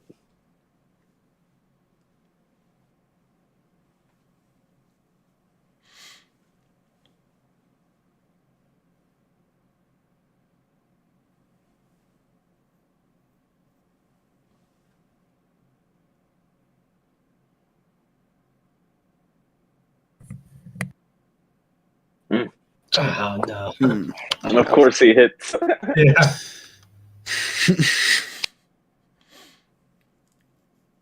Oh jeez. Nailed. That's true. What are you doing? You want to give us a little description of that there? I think Esther is going to be like, all right, just point and shoot. You got this. And she's going to be kind of like head wobbly because confuse Ray. And instead of, shooting at the spectator, again, she's like wobbly and like, misfires that way and just shoots the old dude. Nice. I would also like to ask, are these aberrations technically? Because those are my favorite enemy. I think they would get a damage bonus, but I can wait for next round to do that. Apparitions? Aberrations. Aberrations. Aberrations, like, I think they might be aberrations, actually. Yeah, that's what I'm asking. The old man is not, but... No. Good. Well, I mean, it's good to know, but... All right, Dr. Carey. Dr. Harry, what is it like when Estria shoots her gun? Like, what kind of a gun is it? What sort of noise does it make? An explosion, like a musket explosion. Yeah. Okay, so this crack goes off, and she sees the old man sort of stagger, and she goes, "Wait, what? Who are?" And she sort of reaches out a hand, and like in her hand, the blade just forms again in her hand. Because as a bonus action, I can just teleport it back to my hand because that's part of the spell once I have concentration. Nice. And so she says, as she says, the sword just manifests back in her. She says, "Wait, who are we attacking again?" And she doesn't wait for an answer. She just throws the sword back at that spectator she hit the first time. But she's sort of shouting if something has gone off with the plan. So this is the not small. Yes, the small waisted one. All right, so same thing. That is a 14 to hit. Nice. Does that hit? Oh, it tells me if it hits. Yes, hits them. All right. So that is 2d8. I did not roll that correctly. Big roll, baby. Big roll, baby. Whoops, I should roll it on the actual target, shouldn't I? Sorry. Well, too late now. I've committed. That is 7. Ugh, it's terrible. 7 damage of psychic damage against that spectator. Okay. Sorry, I missed rolling it on the target. The spell doesn't have a damage dice? No, it doesn't have damage that's built in. I'm sorry, it does have damage You dice. Well, did it last time. Yeah. yeah, I did. You're right. Okay, I just do you want me to roll it again, or I just rolled it now? You've murdered it, so tell us what it looks like. Okay. Well, it's psychic damage, so I think some sort. What I imagine is this shadow blade sort of just pierces through it, and it's weird. Its central eye sort of scrambles, and it bursts out some sort of wave of aberrational mind communication that we simply cannot comprehend. Sort of out, and it explodes in some gross psychic explosion of completely foreign intelligence. Nice. You can almost feel the reaction from all the little ones that are like by it. Okay, Ace. that's it. All right. I'm going to call out to the guy that just got shot. The floating things did something. We're on your side. We'll help you take this land, but we want the meteor. And I'm going to run over to this spectator and just attack him with my rapier, stab at it. This deal is acceptable to us. I told you they were nice, the little girl says. Damn, rolling bad. I just it's a flying target again. It's hard for me to get the beat on him and stab him. So is the spectator that died the one that put confusion on Estria? No. Okay. It was this one that I just stabbed at. Okay, you're hearing scuffed footsteps from the entrance. As the Is it a free action for me to look through the eyes of my familiar? Is it? No, it's an action. It's action to do that. Okay. And you can't move. Got it. And you can't. Yeah. Okay, thank you. Warging in.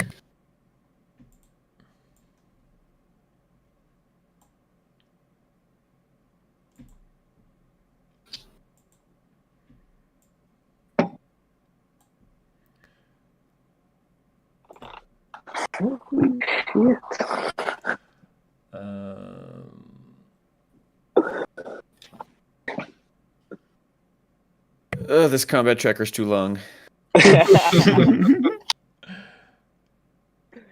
Okay, so the little ones are gonna like shoot little rays at Ace, who's attacking their guy. I deserve it. Nice. Skin your teeth. Dodging, weaving. Ooh. All right, you've completely avoided any damage from it.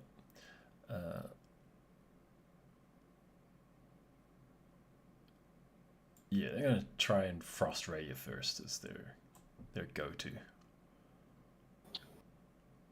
Dodge Not as one. Dodge one and right into the other. Woo. Rostry.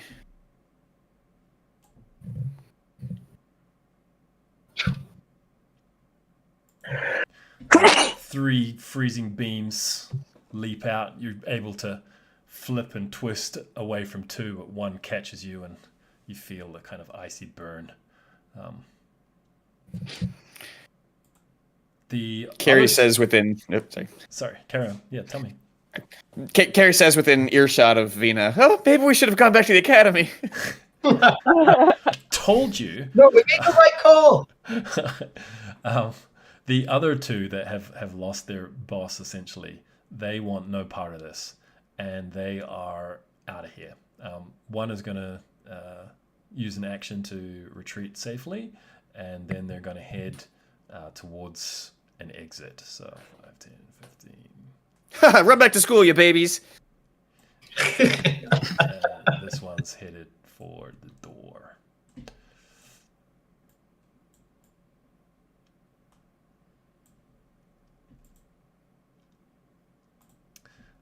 All right. The old man, having been shot in the back, is most unhappy, whirls around, and throws at the culprit of the attack a flask, kind of like a burning flask that is sizzling in his hand. We just told you what happened. Oh. Oh wait, no, I did it. All right. It was the floating things. Holy shit. Oh boy. And it explodes right there up on the rock with you. Should only be half, right? Or no? Does it not count? You Yeah, succeeded to save. Yeah, so for half the damage. Okay. I can work with that.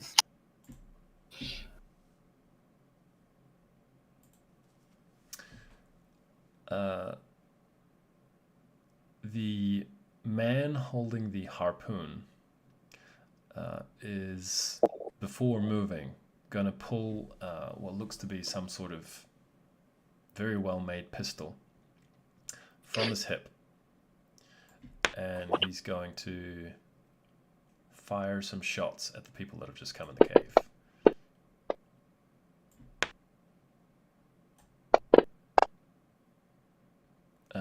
Two loud explosions ring out as chunks of metal slam into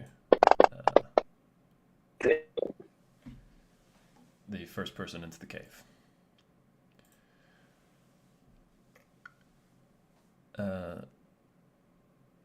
A voice rings out from the entrance.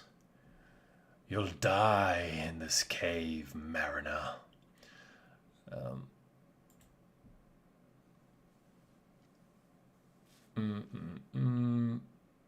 The young girl's not sure what to do at this stage. No! Don't attack him. He was the one I was waving to. It must have been an accident. Why did you shoot old Greg? It was. It was an accident. I'm assuming I'm still confused. No. I think it was. Oh, okay. The effect was on your turn, and that's it. So.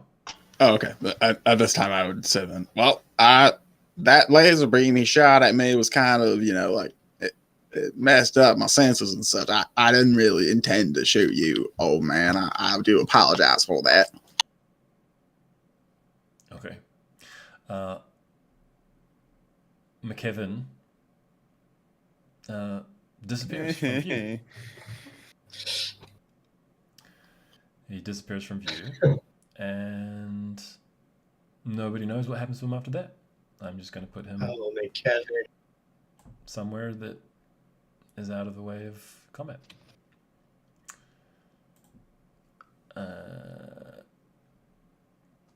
The spectator that now has Ace standing next to him doesn't feel comfortable with an enemy so close and is going to use one of its rays. I should have moved.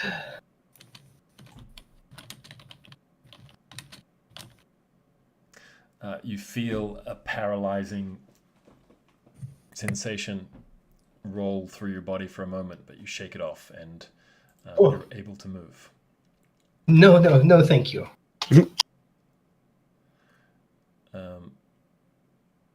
Vena's like, there's no way I'm fighting that one-eyed ogre. Like, not from close anyway. And she pulls out... Scared? Not scared, just not stupid. And she pulls out Fair a enough. bow and takes a couple of shots at it instead. Oh my God, did I just roll another natural one? Yes. Yeah. She's like, oh, Vena, get out of my way, lion! And she's like, he ain't even in front of you. she's gonna back off to How over here. is she the popular one again? I don't know. She seems to be one of those celebrities who's just useless. Okay, the woman's gonna kind of come around the side of the rock here, and vines rip through the earth. I can feel the plants of Mother Earth again, she says, and they begin to snag all those in the area.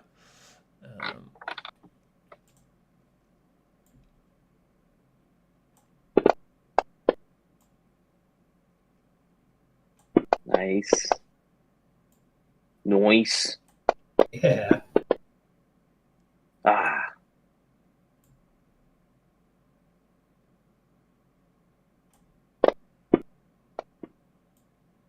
Nice. Okay. Yeah. Nice. All right. Oh. Yeah. It grabs a good 4 out of the 5 of them, but the eye-patched bald man who seems to be in charge of the smokers, as they were called, just tears through the plants. Not good enough, Helen. And that will bring us to the Cyclops, who stares around. Let's see, they're going to head towards... who's going to be the unlucky one? Let's say Axel. Yeah. He was going after him next anyways. Save him some movement speed. Oh, let me click on that. That didn't work. Let's try again.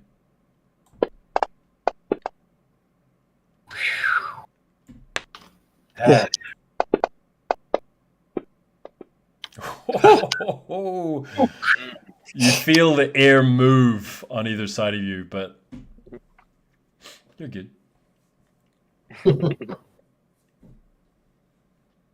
All right, that will bring us to and that's where we're going to leave things. So, I was gonna say this looks like you're going for the chores. Great. Oh boy. We might have got ourselves in a little bit of a predicament here. It was gonna happen regardless. I mean, it's just an endless horde. We were gonna have to fight. I mean, regardless, we're gonna have to fight two of these factions. I feel At least. at least one of them for sure. All right. So thank you everyone for keeping us company, and hope to see you next time, where we see if the Cyclops pounds them one by one into the earth, or they overcome this very strange clash of factions in the newly claimed land of those from Waterworld. Until then, take care and see you next time. Thanks, guys. Bye. See ya. Bye bye.